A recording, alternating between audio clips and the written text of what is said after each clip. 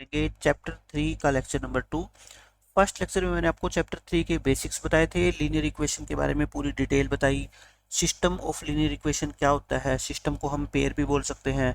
फिर दो linear equation के कितने सॉल्यूशन हो सकते हैं, unique solution, infinite solution, no solution, कब होते हैं यूनिक, कब इनफाइनाइट, ये सब कुछ मैंने आपको बताया था। और फर्स्ट लेक्चर की रिकैप मैं आपको दे रहा हूँ, जो मैंने एक टेबल के अंदर बना दिया, जो अपने फर्स्ट लेक्चर की पूरी समरी है। जैसे लाइन तीन तरह की होती है, आपको पता है, इंटरसेक्टिंग, पैरेलल लाइंस और कोइंसिडेंट लाइन। इंटरसेक्टिंग का मतलब क्या होता है, सॉल्यूशन कितने बनेंगे, वन। क्यों? क्योंकि इंटरसेक्टिंग लाइन आपस में कितने पॉइंट पे काटती है बच्चों, एक पॉइंट पे, तो सॉल्यूशन भी कितना, एक। पैरेलल लाइन आपस में कहीं पे भी नहीं काटती, तो सॉल्यूशन भी कोई नहीं बनेगा, यानी कि जीरो। कोइंसिडेंट लाइन आपस में कितने पॉइंट पे काटती है बच्चों, इनफाइनाइट पॉइंट्स के ऊपर, तो सॉल्यूशन भी कितने बनेंगे, इनफाइनाइट। ये हो गया। फिर ये आता है कि ये तो नंबर ऑफ सॉल्यूशन हो गया, अपने को पता है। ये तो हम नंबर ऑफ सॉल्यूशन चेक करते हैं ग्राफिकली, यानी कि ग्राफ कैसे बनेगा। और एक होता है अपना एल्जेब्रिक मेथड। क्या बच्चों होता है, एल्जेब्रिक मेथड। उसके अंदर हम कोफिशिएंट्स को रेशियो कंपेयर करते हैं, a1/a2 इक्वल b1/b2। अगर पहले दो रेशियो इक्वल ना आए, तो मैंने आपको बताया था सॉल्यूशन कैसा होता है बच्चों, यूनिक होता है, ये यूनिक सॉल्यूशन। अगर पहले दो रेशियो इक्वल आ गए और तीसरा इक्वल नहीं आया, तो पैरेलल लाइन यानी कि नो सॉल्यूशन होता है।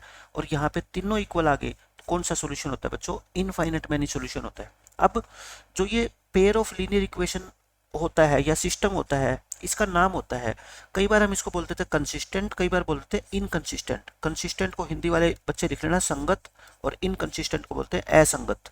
संगत और असंगत। देखो बच्चों, कंसिस्टेंट तब होता है जब उसका कोई ना कोई सॉल्यूशन हो, चाहे वो यूनिक सॉल्यूशन हो, चाहे वो इनफाइनाइट सॉल्यूशन हो, तब तो क्या बनेगा बताओ, कंसिस्टेंट। इनकंसिस्टेंट का मतलब होता है जब उस सिस्टम का कोई सॉल्यूशन ही ना हो, एक भी सॉल्यूशन ना हो, जीरो सॉल्यूशन हो, तब तो क्या कहलाएगा, इनकंसिस्टेंट। अगर सॉल्यूशन हुआ, चाहे वो एक हो या फिर इनफाइनाइट हो, तो उसको हम क्या बोलेंगे, कंसिस्टेंट बोलेंगे। ठीक है, ये मैंने यहाँ पे डिटेल में आपको बताया है कंसिस्टेंट और इनकंसिस्टेंट सिस्टम के बारे में। कंसिस्टेंट क्या आता है, if the system has a unique solution और infinitely many solution, then it is called consistent. यानी कि सॉल्यूशन होना चाहिए, बस आप अपने दिमाग में ये बात रख लो, सॉल्यूशन चाहे एक होगा या फिर इनफाइनाइट होंगे, दोनों ही केस में सिस्टम को क्या बोलेंगे, कंसिस्टेंट बोलेंगे। इनकंसिस्टेंट का मतलब होता है सॉल्यूशन है ही नहीं, यानी कि लाइनें कैसे बनेगी बच्चों, पैरेलल लाइन बनेगी, तो हम क्या बोलेंगे उसको, इनकंसिस्टेंट सिस्टम बोलेंगे। ये बात है, बस छोटी सी बात थी ये। अब मैं आपको बताता हूँ, मैंने 6 एग्जाम्पल लिए हैं कि सिस्टम कब कंसिस्टेंट है और कब इनकंसिस्टेंट है। चेक करना है कि ये सिस्टम जो है वो कंसिस्टेंट है या फिर इनकंसिस्टेंट है। तो हम क्या करेंगे बच्चों, रेशियो को कंपेयर करेंगे ना। पहले देखो 3/6 लिखो, फिर 4/-8 लिखो, फिर 12/24 लिखो। आप एक बात मेरी ध्यान से सुन लो, अगर पहले दो दो रेशियो इक्वल ना हो, तो आगे बढ़ने की जरूरत नहीं है। एक वैल्यू पॉजिटिव, एक वैल्यू नेगेटिव, तो ये दोनों कभी इक्वल हो ही नहीं सकते। एक नंबर पॉजिटिव, एक नेगेटिव, हमेशा क्या होंगे, अनइक्वल होंगे। पहले दो रेशियो अनइक्वल हो गए, सॉल्यूशन कैसा होगा बताओ, यूनिक। और मैंने क्या बताया था, सॉल्यूशन चाहे एक हो चाहे इनफाइनाइट, सिस्टम कैसा होगा बताओ, कंसिस्टेंट।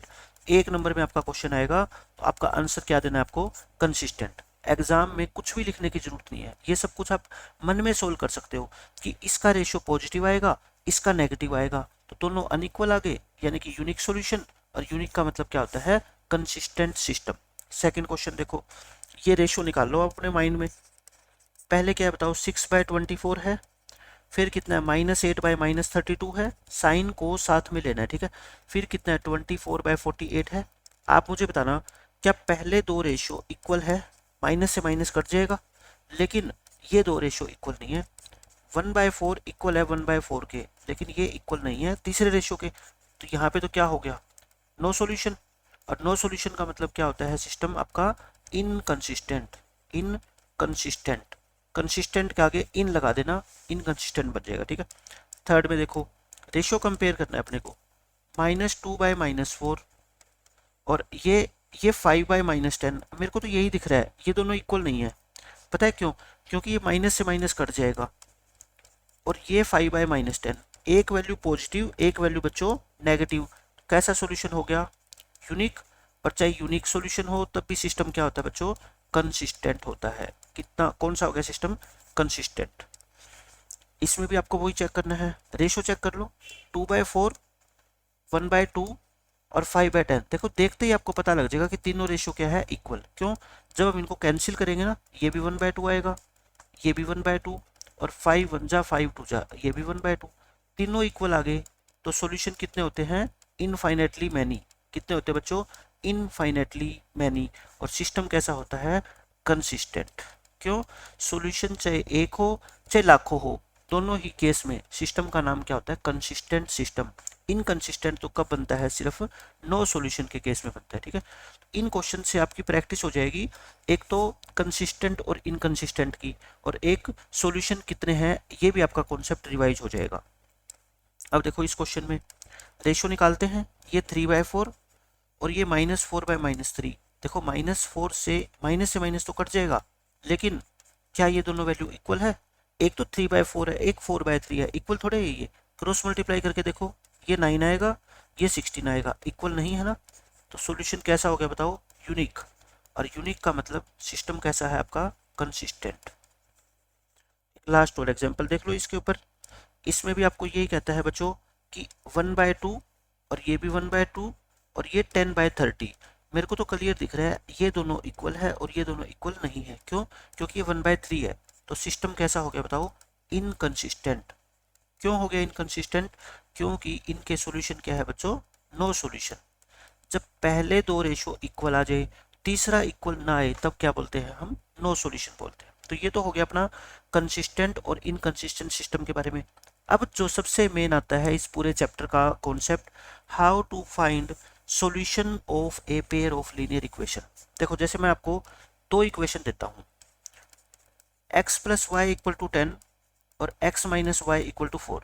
ये दो इक्वेशन है, यानी कि इस पूरे को क्या बोलते हैं हम? सिस्टम बोलते हैं, या क्या बोलते हैं इसको? पेयर बोलते हैं। मैंने आपको फर्स्ट लेक्चर में बताया था कि आने वाले टाइम में आप सीख जाओगे कि इन दोनों इक्वेशन को एक साथ सोल्व कैसे किया जाता है। मतलब कि x और y की ऐसी वैल्यू मैं आपको बता दूंगा जो इसमें पुट करोगे तब भी आंसर सही आएगा आपका 10, इसमें पुट करोगे तब भी इसको सेटिस्फाई करेगी वो वैल्यू। ठीक है, वो कैसे करते हैं? कुछ बच्चे ऐसे होंगे आप में से जिन्होंने कभी ना कभी इस चैप्टर को पढ़ा होगा थोड़ा बहुत, उनके लिए मैं बता देता हूँ। जैसे मान लो इलिमिनेशन मेथड से हम इसको सोल्व करते हैं। ये मत सोचना कि ये इलिमिनेशन मेथड क्या होता है, सब कुछ सीख जाओगे आप नेक्स्ट लेक्चर तक। ठीक है, मैं आपको उन बच्चों के लिए है जिनको थोड़ा बहुत ये चैप्टर आता है। +y से -y कट जाएगा, x और x 2x, 10 और 4 हो गया 14। x की वैल्यू आएगी कितनी? 7। x की वैल्यू 7 इस फर्स्ट इक्वेशन में पुट कर दो, x की जगह 7 पुट करोगे तो y कितना आ जाएगा आपका? 3।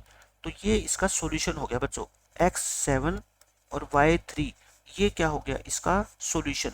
सॉल्यूशन ऑफ दिस पेयर, जो ऊपर आपको पेयर दे रखा है ना दो इक्वेशन का, ये इस पेयर का सॉल्यूशन है, इसको सॉल्यूशन बोलते हैं। ठीक है, अब ये सॉल्यूशन निकालते कैसे हैं? इसके दो तरीके होते हैं। ये जो मैंने सॉल्यूशन निकाला है, आप मेरे को ये बताओ, क्या मैंने कहीं पे ग्राफ का यूज किया?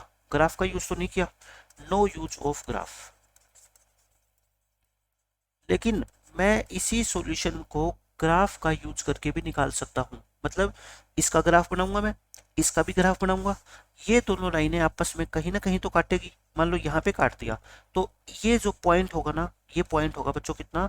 x यहाँ पे 7 होगा और y यहाँ पे कितना होगा बच्चों? 3। तो ये अपना क्या कहलाएगा? सॉल्यूशन कहलाएगा। तो अब सुनो ध्यान से, किसी भी पेयर के सॉल्यूशन निकालने के दो तरीके होते हैं। एक तो होता है बच्चों ग्राफिकल मेथड, एक कौन सा होता है? ग्राफिकल मेथड, और एक होता है एल्जेब्रिक मेथड।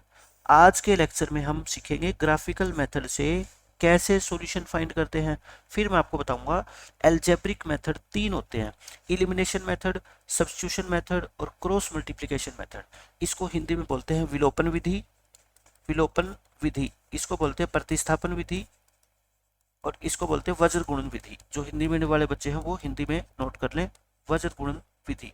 तो हम ये तीनों के तीनों मेथड भी सीखेंगे और ग्राफिकल मेथड भी सीखेंगे। एग्जाम में जो क्वेश्चन आएगा वो ग्राफिकल से भी आ सकता है और एल्जेब्रिक मेथड से भी आ सकता है, क्योंकि 3 नंबर का या 4 नंबर का एक क्वेश्चन आएगा इस चैप्टर में से, वो कोई भी आ सकता है। तो आप रिस्क नहीं ले सकते कि ग्राफिकल मेथड को छोड़ दें, ये मेथड कर लें, ऐसा बिल्कुल भी मत करना। ठीक है, तो ग्राफिकल मेथड के अंदर देखो क्या होता है। आपको दो लीनियर इक्वेशन गिवन होगी, जैसे x + y = 10 और x - y = 4। पहले मेरे को ये बताओ, क्या इस लाइन का आप ग्राफ बना सकते हो क्या? लास्ट लेक्चर में मैंने आपको सिखाया था, क्या इस लाइन का ग्राफ बना सकते हो? आपको जी बिल्कुल बना सकते हैं। दोनों ग्राफ बनेंगे, कैसे न कैसे तो बनेंगे, या तो ऐसा बनेगा ग्राफ या ऐसा बनेगा, या फिर दोनों लाइनें एक दूसरे के ऊपर आएगी, ठीक है, ये तो पता कर ही लोगे आप। उसके बाद ये लाइनें अगर मान लो इस पॉइंट पे काटती है तो इसको नीचे ड्रॉ करना, x मान लो यहाँ पे 3 है, इसको यहाँ पे ड्रॉ करना, y मान लो यहाँ पे 4 है। इसका सॉल्यूशन यही होगा, x पहले लिखोगे और y क्या लिखोगे बच्चों, बाद में लिखोगे, ठीक है। इस तरीके से हम हर क्वेश्चन को सोल्व कर लेंगे। मैं आपको 2-3 क्वेश्चन सोल्व करके दिखाता हूँ। Solve the following system of equations graphically. 3-4 question मैं खुद सोल्व करके दिखाऊंगा, हर एक चीज क्लियर हो जाएगी। देखो पहले आप क्या किया करो, एक 2 कॉलम बना दिया करो, x minus 2y equal to 0 लिखो एक में, और दूसरी में दूसरी इक्वेशन लिख दो। देखो ग्राफ बनाने के लिए बच्चों आपको कितने पॉइंट चाहिए होते हैं? 2 पॉइंट। कोई भी 2 पॉइंट जो इस दुनिया में एग्जिस्ट करते हैं ना, वो आप ले लो। यहाँ पे ये माइनस 2y उधर आके क्या हो जाएगा, 2y। उसके बाद आप टेबल बनाया करो। देखो ये रफ काम होता है, इतनी कैलकुलेशन हम मन में कर सकते हैं। आप मुझे बताओ, अगर मैं y को 0 पुट कर दूं, अगर मैं y को क्या पुट कर दूं, 0, तो फिर ये x क्या हो जाएगा, 2 इंटू 0 यानी कि 0। अगर मैं y को 1 पुट कर दूं तो देखना x is equal to 2y है। अगर y को 1 लिखोगे तो x कितना आएगा आपका, 2 आएगा ना, x 2 आ गया। 2 पॉइंट मिल गए, बस इसको छोड़ दो। अब दूसरी इक्वेशन पे आओ, इसकी टेबल बनाओ। आप मेरे को बताओ, मन में कैलकुलेशन करके अगर मैं x को 0 पुट कर दूं तो क्या y आ जाएगा? फ्रैक्शन में नहीं आएगा, है ना। x को 0 पुट करने का मतलब ये चीज खत्म हो जाएगी। 4y इक्वल टू 20, तो y कितना आ जाएगा आपका 5। लेकिन अब y को 0 मत पुट करना, क्योंकि अगर आपने y को 0 पुट कर दिया ना बच्चों, तो ये 20/3 आ जाएगा, x फ्रैक्शन में आ जाएगा ना। छोड़ दो इसको, एक और पॉइंट निकाल लेते हैं। हजारों पॉइंट है, हम ऐसा पॉइंट क्यों निकाले जो फ्रैक्शनल है, ठीक है, इंटीजर में निकाल लेंगे। यहाँ से 3x की वैल्यू कितनी है बताओ, 20 माइनस 4y। अब आप है ना इसमें y को 1 पुट कर लो। y को अगर आप 1 पुट करोगे ना, सॉरी y को 2 पुट कर लो, क्योंकि 2 पुट करोगे तो 4 इंटू 2 तो कितना आ गया आपका, ये 12 आ गया। 3x 12 आ गया, तो x कितना आ जाएगा 4। x को 4 लिख दो और y को कितना लिख दो, 2। अब इन दोनों इक्वेशन का क्या बना दो बच्चों, ग्राफ। एक तो ये टेबल यूज करनी है, 0 0 2 1। देखो अब मैं ग्राफ बना रहा हूँ बच्चों, 0 0 तो ये पॉइंट होता है ओरिजिन, है ना। सेकंड पॉइंट कितना है आपका, 2 1, यानी कि x की वैल्यू क्या लो, 2। x2 कहाँ पे है, ये रहा, और y1 कहाँ पे है, ये रहा, है ना। इन दोनों इक्वेशन को क्या कर दो, ज्वाइन कर दो। इन दोनों पॉइंट्स को बच्चों क्या कर दो, ज्वाइन। ये आपकी फर्स्ट इक्वेशन का ग्राफ आ गया, ठीक है, आ गया। अब करते हैं हम सेकंड, 0 5। आप मेरे को बताओ 0 5 का मतलब क्या है, x 0 और y 5, तो ये पॉइंट होगा आपका 0,5। फिर कितना था पॉइंट, देखो दूसरा, x 4 y 2। देखना कहाँ पे है ग्राफ पे, x की वैल्यू 4 ये रही, और y की वैल्यू 2 ये रही। अब क्या करो, इन दोनों ग्रीन वाले पॉइंट्स को ज्वाइन कर दो बच्चों। ग्रीन वाले पॉइंट्स को ज्वाइन अब तो पेपर में स्केल से करोगे, तो आपने ऐसे ज्वाइन कर देना है। अब बताओ मेरे को, ये दोनों लाइनें आपस में कितने पॉइंट पे काटती है? आप कहोगे सर एक पॉइंट पे। कितने पॉइंट पे इंटरसेक्ट करती है ये, इंटरसेक्ट एट 1 पॉइंट, और 1 पॉइंट पे इंटरसेक्ट करती है, तो सॉल्यूशन कैसा होता है बताओ, यूनिक सॉल्यूशन होता है ना। वो सॉल्यूशन होगा कितना, यानी कि x की वैल्यू कितनी, y की वैल्यू कितनी, हमसे ये पूछा गया है। तो मैं ये कहता हूं, इस पॉइंट के ऊपर ये पॉइंट आपका सॉल्यूशन है ना। ये क्या है बच्चों, सॉल्यूशन है। इससे है ना आप नीचे आओ, x एक्सिस के ऊपर बिल्कुल सीधी लाइन ड्रॉ कर दो, और ऐसे ही y एक्सिस के ऊपर बिल्कुल सीधी लाइन ड्रॉ कर दो, ठीक है। x की वैल्यू कितनी, यहाँ पे देखो 4। पहले हमेशा क्या लिखते हैं बच्चों, x लिखते हैं, गलती मत कर देना। फिर क्या लिखते हैं, y कितना है बताओ यहाँ पे 2। तो ये अपना क्या होगा, solution. So x is equal to y equal to, x कितना बताओ 4, y कितना 2। यही अपना क्या है, इस क्वेश्चन का आंसर है। समझ आ गई मेरी बात, x कितना 4, y कितना 2। अब मैं आपको पुट करके दिखाता हूँ। देखो x कितना है बच्चों 4, और y कितना है आपका 2। ये हमारा क्या है, सॉल्यूशन है। सॉल्यूशन का मतलब मैंने आपको बताया था क्या, दोनों इक्वेशन में अगर आप ये पुट करोगे ना, x की वैल्यू 4, y की वैल्यू 2, तो दोनों इक्वेशन ट्रू होगी। पुट करके देखते हैं। इसमें पुट करना आप x की जगह 4 और y की जगह 2। देखो x की जगह 4 और y की जगह 2, तो 4 minus 4 equal to 0, 0 equal to 0 बताओ ट्रू होता है ना? ट्रू हो गया, क्योंकि 0 और 0 तो इक्वल होती है। यहाँ पे पुट करो x की जगह कितना बच्चों 4 और y की जगह कितना 2, ये कितना आ गया 12, 12 प्लस 8 20, 20 इक्वल टू 20, ये भी क्या आ गया ट्रू। इसका मतलब हमने जो ये सॉल्यूशन निकाला है ना, ये क्या है बिल्कुल करेक्ट है, 100% करेक्ट है, ठीक है। तो ऐसे आपको सोल्व करना होता है किसी सिस्टम को ग्राफिकली, ग्राफिकली सोल्व करना हो गया। अब चाहे एक क्वेश्चन कर लो चाहे 20 क्वेश्चन कर लेना, मेथड चेंज नहीं होगा। मेथड क्या रहेगा आपका, 2 पॉइंट निकालने हैं आपको, उनको ग्राफ पे प्लॉट करना है और फिर उसके बाद जहां ये दोनों लाइनें आपस में काटेगी वही क्या हो जाएगा, हमारा सॉल्यूशन हो जाएगा। अब देखिए नेक्स्ट क्वेश्चन, देखो ये क्वेश्चन है। सबसे पहले तो आप मेरे को ये बता दो इसके नंबर ऑफ सॉल्यूशन कैसे पता करेंगे, नंबर ऑफ सॉल्यूशन, क्योंकि पहले ही आपको नंबर ऑफ सॉल्यूशन बच्चों पता होएगा ना, क्वेश्चन को सोल्व करना आसान हो जाता है। आप कहोगे सर इनका रेशियो निकाल लो, x का कोफिशिएंट 1 1, y का भी 1 1, लेकिन ये कांस्टेंट टर्म है ना, ये कितनी है बच्चों 4/6, मेरे को दिख रहा है पहले दो रेशियो इक्वल है, अगला इक्वल नहीं है, तो इसका सॉल्यूशन क्या होगा बच्चों, नो सॉल्यूशन, पक्का होगा नो सॉल्यूशन। नो सॉल्यूशन का मतलब क्या होता है, फिर लाइंस कैसी होगी, पैरेलल होगी। अपने को पहले ही पता है कि इन दोनों लाइन का जो ग्राफ होगा ना वो कैसा होगा बच्चों, पैरेलल होगा, यानी कि ये लाइन इस लाइन के पैरेलल आएगी। तो अब बनाते हैं ग्राफ, ग्राफ बनाना तो बहुत आसान है, x plus y equal to 6। देखो इसका ग्राफ बनाने का सबसे आसान तरीका बताता हूँ आपको। एक बार आप x की जगह क्या पुट कर दो बच्चों, 0 पुट कर दो, ठीक है। तो बच्चों के पास मिला के 4 रुपए है, उनमें से एक के पास 0 है तो दूसरे के पास कितने होंगे 4, x 0 पुट करोगे तो y 4 आएगा, एक बार y को 0 पुट कर दो तो y 0 हो जाएगा, तो x कितना होएगा 4 आ गई। अब इसमें ऐसे ही सेम इसमें काम कर दो, देखना x को 0 पुट करोगे y 6 आएगा और y को 0 पुट करोगे x कितना आ जाएगा 6 आएगा। अब ये आ गई अपनी पहली इक्वेशन, ये आ गई दूसरी इक्वेशन। सोल्व करो ग्राफिकली, ग्राफ बनाते हैं। देखो ये ग्राफ मैंने बनाया हुआ है, पहले क्या था 4004, यानी कि एक पॉइंट ये और एक पॉइंट ये, इन दोनों को क्या कर दो बच्चों ज्वाइन कर दो। स्केल से इन दोनों पॉइंट्स को आप क्या करोगे अपनी नोटबुक में, ग्राफ नोटबुक में ज्वाइन करोगे, ठीक है। ये जितना भी काम करना है ना आपको ग्राफ नोटबुक में करना है, उससे ही आपको पता लगेगा कि हमारा आंसर बिल्कुल 100% क्या है, करेक्ट है। ये आ गया। दूसरी लाइन क्या है, देखो दूसरी लाइन है बच्चों 06 और 60, बना लेते हैं हम। 06 ये रहा और 60 ये रहा। देखो खुद ही देख लो, ये लाइन आप ड्रॉ करोगे ना तो बिल्कुल इसकी क्या आएगी बच्चों, पैरेलल आएगी, ठीक है। क्योंकि मेरे पास तो स्केल नहीं है और ये ग्राफ भी टेढ़ा मेढ़ा होता है कुछ, तो हो सकता है आपको पैरेलल ना दिखे, लेकिन आप अपनी नोटबुक में, ग्राफ नोटबुक में बनाओगे 100% क्या आएगी बच्चों, लाइंस पैरेलल आएगी। लेकिन मैं कहता हूँ पहले ही देख लिया करो कि लाइन कैसी आएगी, उससे आपके दिमाग में ये चीज़ रहेगी कि लाइंस पैरेलल नहीं आई तो इसका मतलब हमने कहीं ना कहीं मिस्टेक किया, ठीक है। लाइंस पैरेलल है, so there is no solution, कोई सॉल्यूशन होता ही नहीं ना। कि सॉल्यूशन कब बनता है, जब दो लाइनें आपस में इंटरसेक्ट करती है, ये तो इंटरसेक्ट करती नहीं, नो सॉल्यूशन। ये क्वेश्चन अपना खत्म हो गया। अगर एग्जाम में आएगा ऐसे ही करना है जैसे मैंने आपको करके दिखाया है पूरा। अब देखो थर्ड क्वेश्चन, थर्ड क्वेश्चन में मैं ग्राफ आप अपने आप बना लेना, मैं क्या करता हूँ बस इसको सोल्व करके दिखा देता हूँ। पहले तो मैं क्या पता लगाऊंगा बच्चों, नंबर ऑफ सॉल्यूशंस।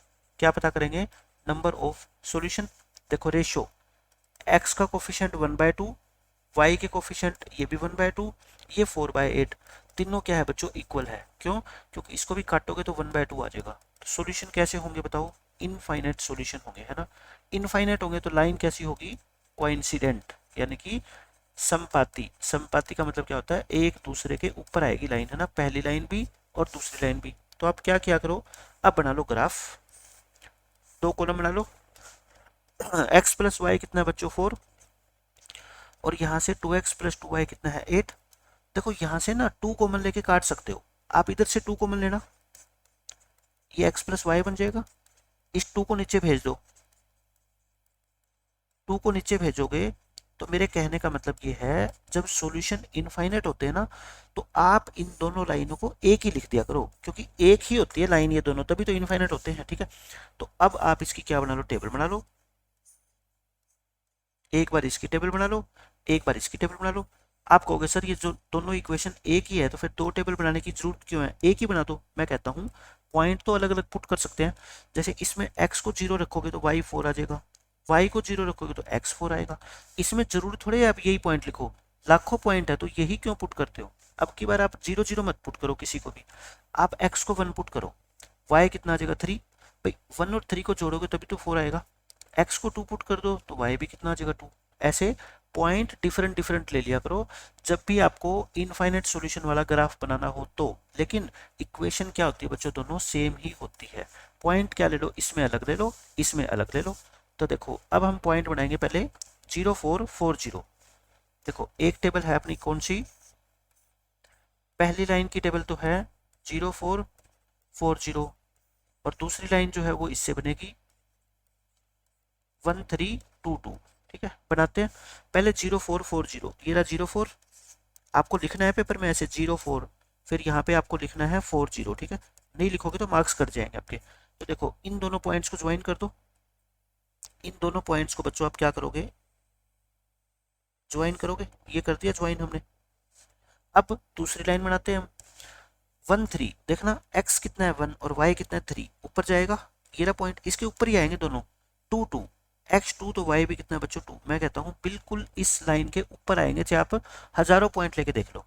तो ये वाली जो पर्पल लाइन है ये भी क्या आएगी बच्चों इसके ऊपर, क्योंकि ये तो हमें पहले ही पता था इनफाइनाइट सॉल्यूशन है। तो लाइंस कैसी आएगी बच्चों, कोइंसिडेंट। तो हम लिखेंगे lines are coincident, so so there are infinitely many solutions. कितने सॉल्यूशन होंगे बच्चों, इनफाइनेटली मैनी सॉल्यूशन। और सॉल्यूशन कौन सा होगा ये आपको निकाल के नहीं दिखाना, क्योंकि इनफाइनाइट सॉल्यूशन होते हैं तो क्या लिखोगे, कुछ नहीं लिखना, बस इतना लिखना है जितना मैंने लिख दिया। ठीक है, अगर यूनिक सॉल्यूशन होना तब तो आपको बताना पड़ेगा ऐसे नीचे लाइन ड्रॉ करके, लेकिन अगर इनफाइनाइट सॉल्यूशन हो तो आपको कुछ भी बताने की जरूरत नहीं है, बस ये बताना है कि सॉल्यूशन कितने होंगे, इनफाइनाइट होंगे।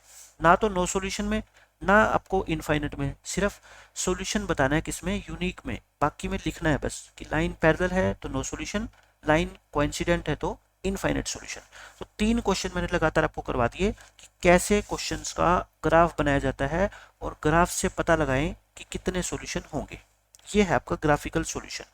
अब ये मैंने कुछ क्वेश्चन आपकी प्रैक्टिस के लिए दिए हैं, ये 2 लाइनें दे दी मैंने, इनका मैंने क्या बना दिया, आपको ग्राफ बना के दे दिया। आप खुद घर से सोल्व कर लेना। इसका सॉल्यूशन कितना आएगा, ये 7 3, यानी कि x की वैल्यू कितनी आएगी 7 और y की वैल्यू कितनी आएगी बच्चों 3, ये आंसर हो जाएगा। ठीक है, अब ऐसे ये है 2 इक्वेशन मैंने बना के दे दी, और ये इनका क्या है बच्चों, ग्राफ। ग्राफ इस पॉइंट पे काटता है, x कितना आएगा यहाँ पे बताओ 3, और y कितना आएगा यहाँ पे 5। ये आपका क्या होगा, सॉल्यूशन होगा। ये आपको खुद प्रैक्टिस करने हैं। ठीक है, आपकी प्रैक्टिस के लिए मैंने दिए ये। ऐसे ये दोनों लाइन क्या है बच्चों, कोइंसिडेंट लाइन है। ये कैसी है, कोइंसिडेंट लाइंस। आप चेक कर लो, बेशक आपको यहीं से पता लग जाएगा 1/2, ये भी 1/2, और ये 5/10, तीनों क्या है बच्चों, इक्वल है। लाइन कैसी होती है, कोइंसिडेंट। ये मैंने बना के दिखा दिया आपको। ठीक है, फोर्थ में ये 2 लाइनें हैं, इनका जो सॉल्यूशन है वो कितना आएगा 2 2, यानी कि x भी 2 और y भी 2, x 2 आ जाएगा और y कितना आ जाएगा 2। तो ये 4 क्वेश्चन आपकी प्रैक्टिस के लिए मैंने यहाँ पे डाल दिए हैं। अब देखो एक्सरसाइज 3.1 करते हैं, कंप्लीट करेंगे हम। मैं आपको ग्राफ बना के नहीं दिखाऊंगा, मैंने ग्राफ ऑलरेडी बना रखे हैं ताकि आप अपने आंसर की वेरिफिकेशन करना चाहो ग्राफ से तो कर सको। मैं आपको सिखाता हूँ इक्वेशन कैसे बनाते हैं। देखो सुनो ध्यान से, सेकंड एग्जांपल पहले हम करते हैं, बिल्कुल आसान चीजें हैं। कहते हैं Romila went to a stationery shop. वो रोमिला जो है स्टेशनरी की दुकान पे गई और उसने 2 पेंसिल और 3 इरेजर खरीदे 9 रुपए में। लेकिन उसकी फ्रेंड सोनाली ने उस क्या किया, पेंसिल की नई वैरायटी और इरेजर की नई वैरायटी देखी रोमिला के पास, तो उसने भी कहा कि भाई ये तो अच्छी है पेंसिल और इरेजर, मैं भी दुकान पे जाऊंगी और मैं भी खरीद के लाऊंगी। वो अगले दिन दुकान पे गई, उसने 4 पेंसिल और 6 इरेजर खरीदे, लेकिन कितने के, 18 रुपए के। Represent this situation algebraically and graphically. Algebraically का मतलब होता है इक्वेशन बनानी है अपने को। क्या बनानी है बच्चों, इक्वेशंस बनानी है। और ग्राफिकली का मतलब क्या होता है, फिर उन दोनों इक्वेशंस का ग्राफ बनाना है। ठीक है, अब ग्राफ कैसे बनाना है ये तो मैंने आपको बता ही दिया। मैं आपको नई चीज सिखाऊंगा, क्या इक्वेशन कैसे बनाते हैं। अब देखो यहाँ पे 2 वेरिएबल यूज करेंगे हम, एक तो क्या x और एक क्या y। इस क्वेश्चन में आप मेरे को बताओ, दो चीजें यूज हुई है, ना तो आपको ये पता कि एक पेंसिल कितने रुपए की आती है, ना ये पता कि एक इरेजर कितने रुपए का आता है। तो मैं मान लूं, let let cost of one pencil वो कितनी है, एक्स रुपीज है, and cost of one eraser, one eraser जो है वो कितना है बच्चों, वाई रुपी का है। यानी कि एक पेंसिल दुकानदार कहता है एक्स रुपीज की है, एक इरेजर वाई रुपीज का है। तो रोमिला बताओ, दो पेंसिल खरीद के लाई है, तो एक पेंसिल के एक्स देने पड़ेंगे, तो दो के कितने देने पड़ेंगे, 2x। एक इरेजर के वाई देने पड़ते हैं, तो तीन के कितने देने पड़ेंगे, 3y। यानी कि टोटल इसको इतना पैसा देना पड़ेगा, और क्वेश्चन में ये कितना दे रखा है, 9। तो बन गई इक्वेशन। ऐसे बनाते हैं इक्वेशन, ठीक है। अब उसकी फ्रेंड की बारी आएगी, सोनाली की।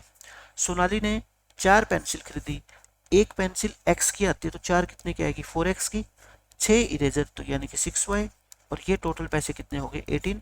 ये तो बन गई क्या बच्चों, इक्वेशन। अब हम क्या बनाएंगे, इनका ग्राफ बनाएंगे।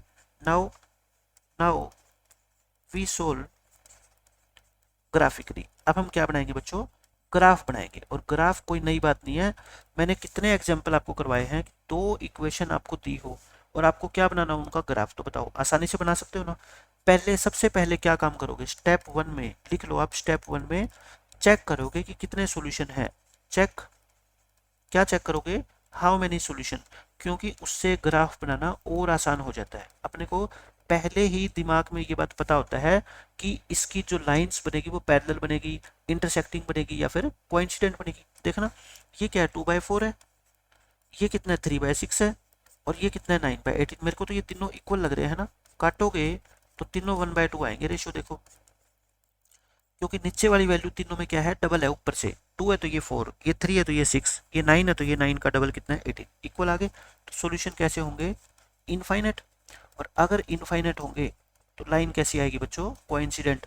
अब मेरे माइंड में पहले ही है कि जो भी लाइन बनेगी ना वो कोइंसिडेंट बनेगी। अब मेरे को क्या बनाना है बच्चों, इसका ग्राफ बनाना है। ग्राफ आप बना लेना बहुत आसानी से।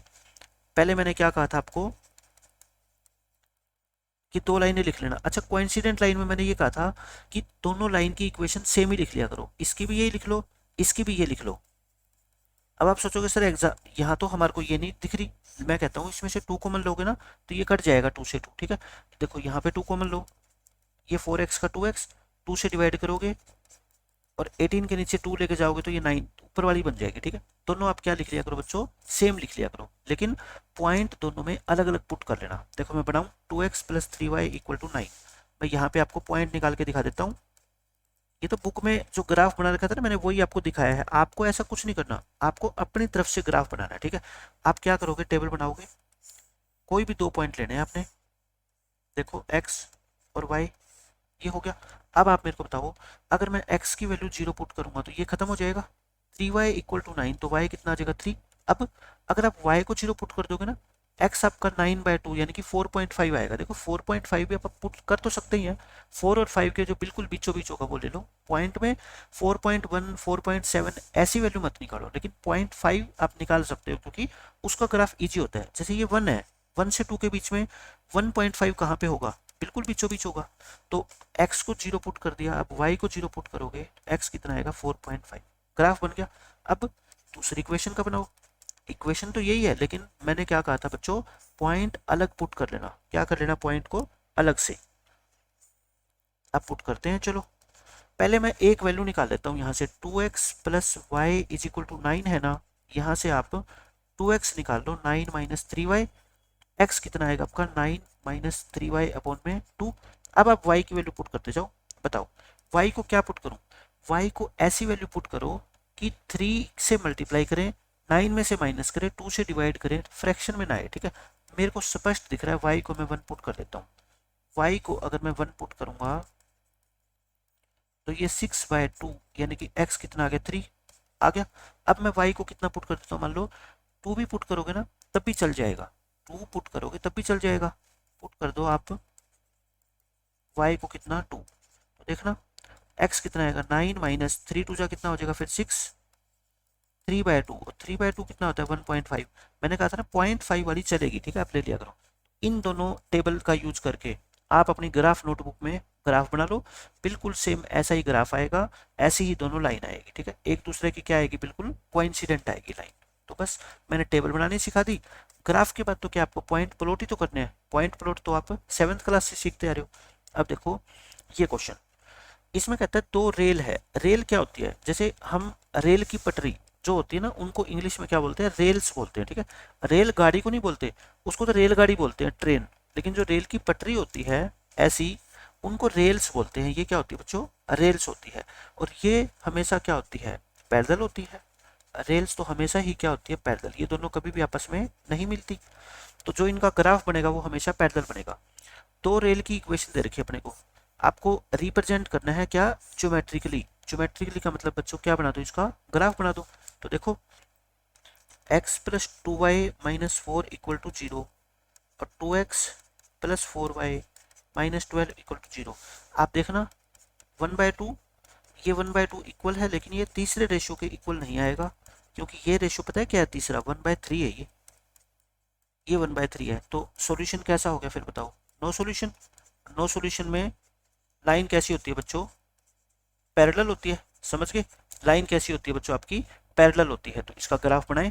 ग्राफ बहुत आसानी से बना सकते हो, मैं आपको टेबल बना के दिखा देता हूँ, ग्राफ आपको खुद बनाना है। देखो टेबल कैसे बनाओगे, पहले x प्लस 2y, अच्छा ये -4 है तो उधर आके क्या हो जाएगा बताओ, 4 हो जाएगा ना, इसमें तो किसी बच्चे को दिक्कत है ही नहीं, x और y। अब आप मेरे को बताओ, यहाँ पे अगर मैं x को 0 पुट कर दूंगा, देखो जिसको 0 पुट करते हैं ना उसको छुपा लिया करो अपने हाथ से, इसको छुपा लो x को, 2y इक्वल टू 4, तो y कितना आ जाएगा, 2 आ गया। अब आप मेरे को बताओ कि अगर मैं y को 0 पुट कर दूं, y को 0 पुट करोगे ये खत्म हो जाएगा, x कितना आ जाएगा, 4।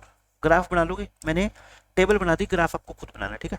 अब मैं दूसरी इक्वेशन लेता हूँ, 2x प्लस 4y, ये -12 है ना, ये उधर आके मैं क्या कर रहा हूँ, इसको बच्चों 12 कर रहा हूँ, ठीक है। तो देखो अब क्या करो, इसमें x को 0 पुट करो, x को 0 पुट करोगे तो ये खत्म, 4y इक्वल टू 12, तो y कितना आएगा, 3।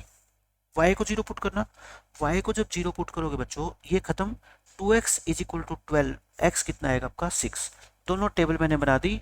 इन दोनों टेबल के जो पॉइंट्स है उनको ग्राफ पे प्लॉट कर लेना।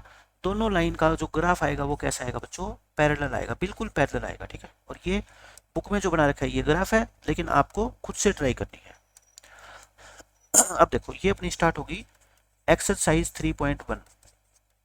इस तरह के क्वेश्चन एग्जाम में बहुत कम पूछे जाते हैं, लेकिन बच्चों रिस्क नहीं लेना किसी भी चीज का। 4 नंबर का क्वेश्चन मान लो ये आ गया पेपर में, पूरा चैप्टर आपने पढ़ा है अच्छे से और यही क्वेश्चन नहीं किया और यही आ गया, तो फिर धोखा रहेगा आपको, है ना, कि इतनी मेहनत करी इस चैप्टर के ऊपर और ये क्वेश्चन और पढ़ लेते तो हमारे कम से कम 4 नंबर नहीं कटते। छोड़ना क्वेश्चन कोई भी नहीं है। इसमें आफ्ताब है, आफ्ताब, आफ्ताब किसी पर्सन का नाम है।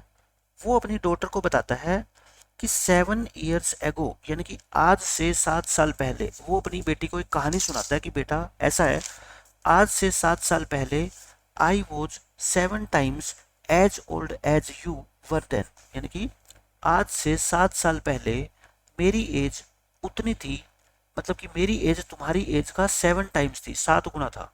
मैं आज से 7 साल पहले जितनी तुम थी और जितना मैं था, मेरी एज उस टाइम तुम्हारी एज का 7 गुना था, ठीक है। ये है also 3 years from now, 3 year from now का मतलब होता है आज से 3 साल बाद मैं तुम्हारी एज का 3 गुना हो जाऊंगा। मैं तुम्हारी एज का कितना हो जाऊंगा बच्चों, 3 गुना हो जाऊंगा।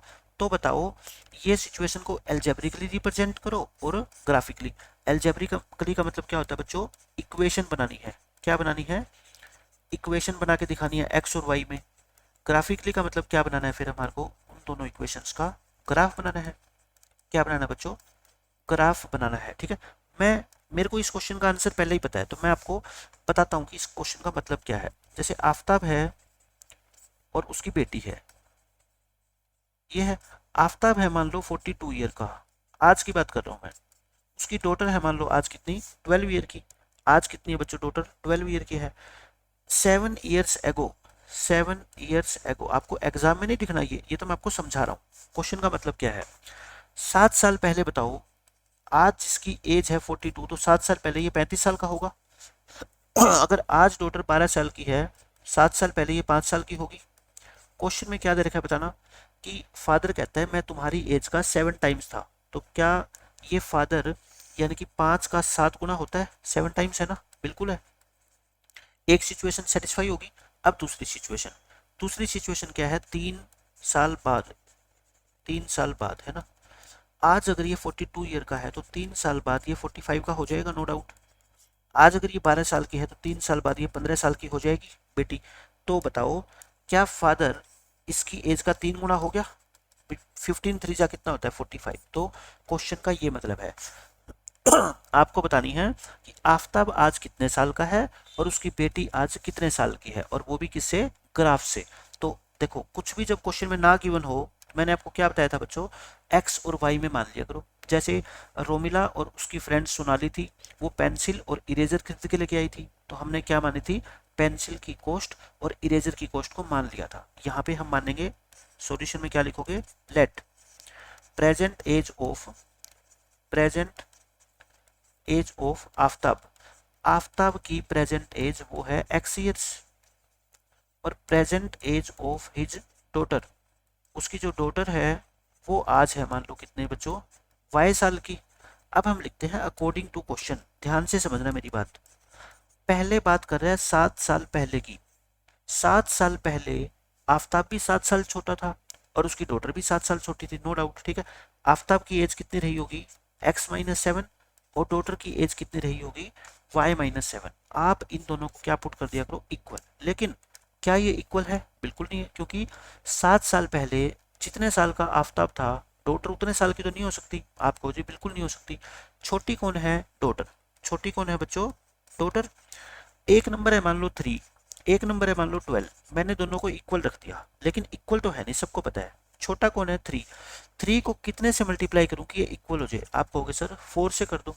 ऐसे ही ये बात है, फादर कहता है मैं तुम्हारी एज का कितने था बच्चों, 7 टाइम्स था, तो बताओ मेरे को, डॉटर छोटी है, अगर मैं डॉटर की एज को 7 से गुना करूंगा तभी तो ये दोनों इक्वल आएंगे। देख लो आप खुद ही, ये 35 साल का था, ये 5 साल की, अगर इस 5 को आप 7 से मल्टीप्लाई करेंगे तभी तो 35 के इक्वल बनेगा ना ये, क्योंकि ये 7 टाइम्स है। तो बस जो छोटी वैल्यू होती है ना, आपको उसको मल्टीप्लाई करना है। कितने से मल्टीप्लाई करना है, ये 7 टाइम्स है तो 7 से, 4 टाइम्स है तो 4 से, 5 टाइम्स है तो 5 से। अब ये दोनों क्या हो जाएंगे, इक्वल।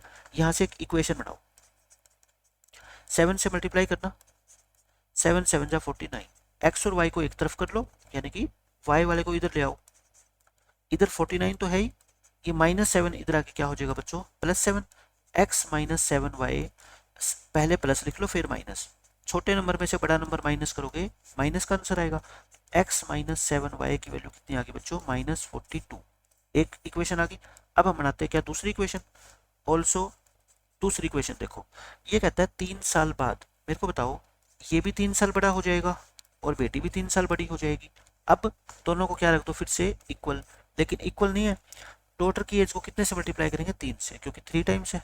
अब बन गई इक्वल। देखो जैसे इसको अगर हम 3 से मल्टीप्लाई कर देंगे तो ये बन जाएगी ना इसके इक्वल। तो फिर एक इक्वेशन यहाँ से बनाओ।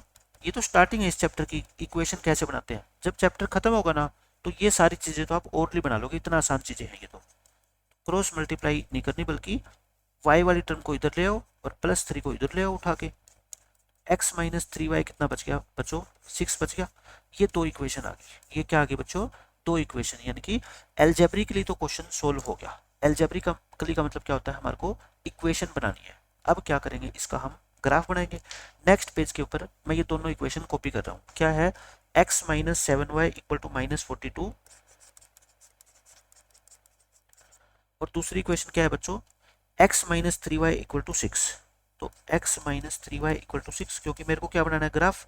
ग्राफ के लिए मेरे को क्या चाहिए बच्चों, टेबल। ग्राफ के लिए मेरे को क्या चाहिए, टेबल। अच्छा, इस क्वेश्चन का आंसर एक 42 है और एक 12 है, तो देखो एक एक का गैप नहीं ले सकते आप ग्राफ पे, क्योंकि एक एक का गैप लोगे तो बताओ 42 कहाँ पे लोगे, 42 तो बहुत बड़ा हो जाएगा ना, 42 स्क्वायर तो होते ही नहीं ग्राफ में। तो गैप आप इतने का लो, जैसे मान लो इनका HCF, दोनों का हाईएस्ट कॉमन फैक्टर कितना है, 6 है, 6 से ये भी डिवाइड होएगा, 6 से ये भी डिवाइड होएगा। आप कोशिश ये करना कि 6 का गैप लो, है ना, और इसमें x और y की वैल्यू भी ऐसी आए जो 6 पे कटे। देखो -42, ये -7 है, इधर आके क्या हो जाएगा, +7y, तो यानी कि ऐसे लिख सकता हूँ इसको, 7y - के 42। अब आप मेरे को टेबल बना के दिखा दो 2 पॉइंट चाहिए, लेकिन बच्चों मैं फिर कह रहा हूँ ऐसे लेना पॉइंट जो 6 से डिवाइड हो जाए आसानी से, क्योंकि फिर ग्राफ बनाना आपके लिए आसान हो जाएगा। आप ये बताओ y को अगर मैं, ध्यान से सुनना मेरी बात, y को अगर मैं क्या पुट कर दूं बच्चों, 0 पुट करूं, तो फिर ये -42 आ जाएगा x। -42 तो नीचे लेना पड़ेगा आपको, छोड़ दो उसको। y को कम से कम कितना पुट करूं, आप सोच के बताओ जरा।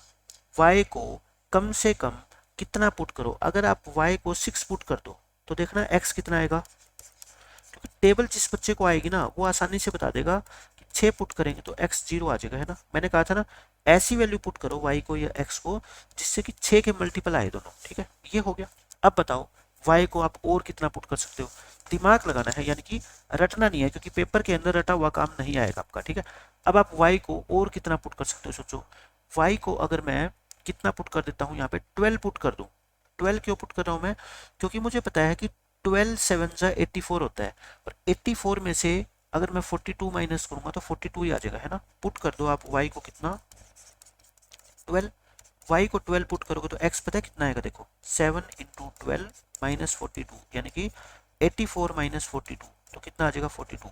x कितना आएगा 42, ये भी 6 से भाग हो रहा है, ये भी 6। देखो y को है ना, आप 6 का मल्टीपल पुट कर लो, पहले 6, 6 1 जा 6, 6 2 जा 12। हिंट क्या है यहाँ पे, हिंट है कि y को 6 के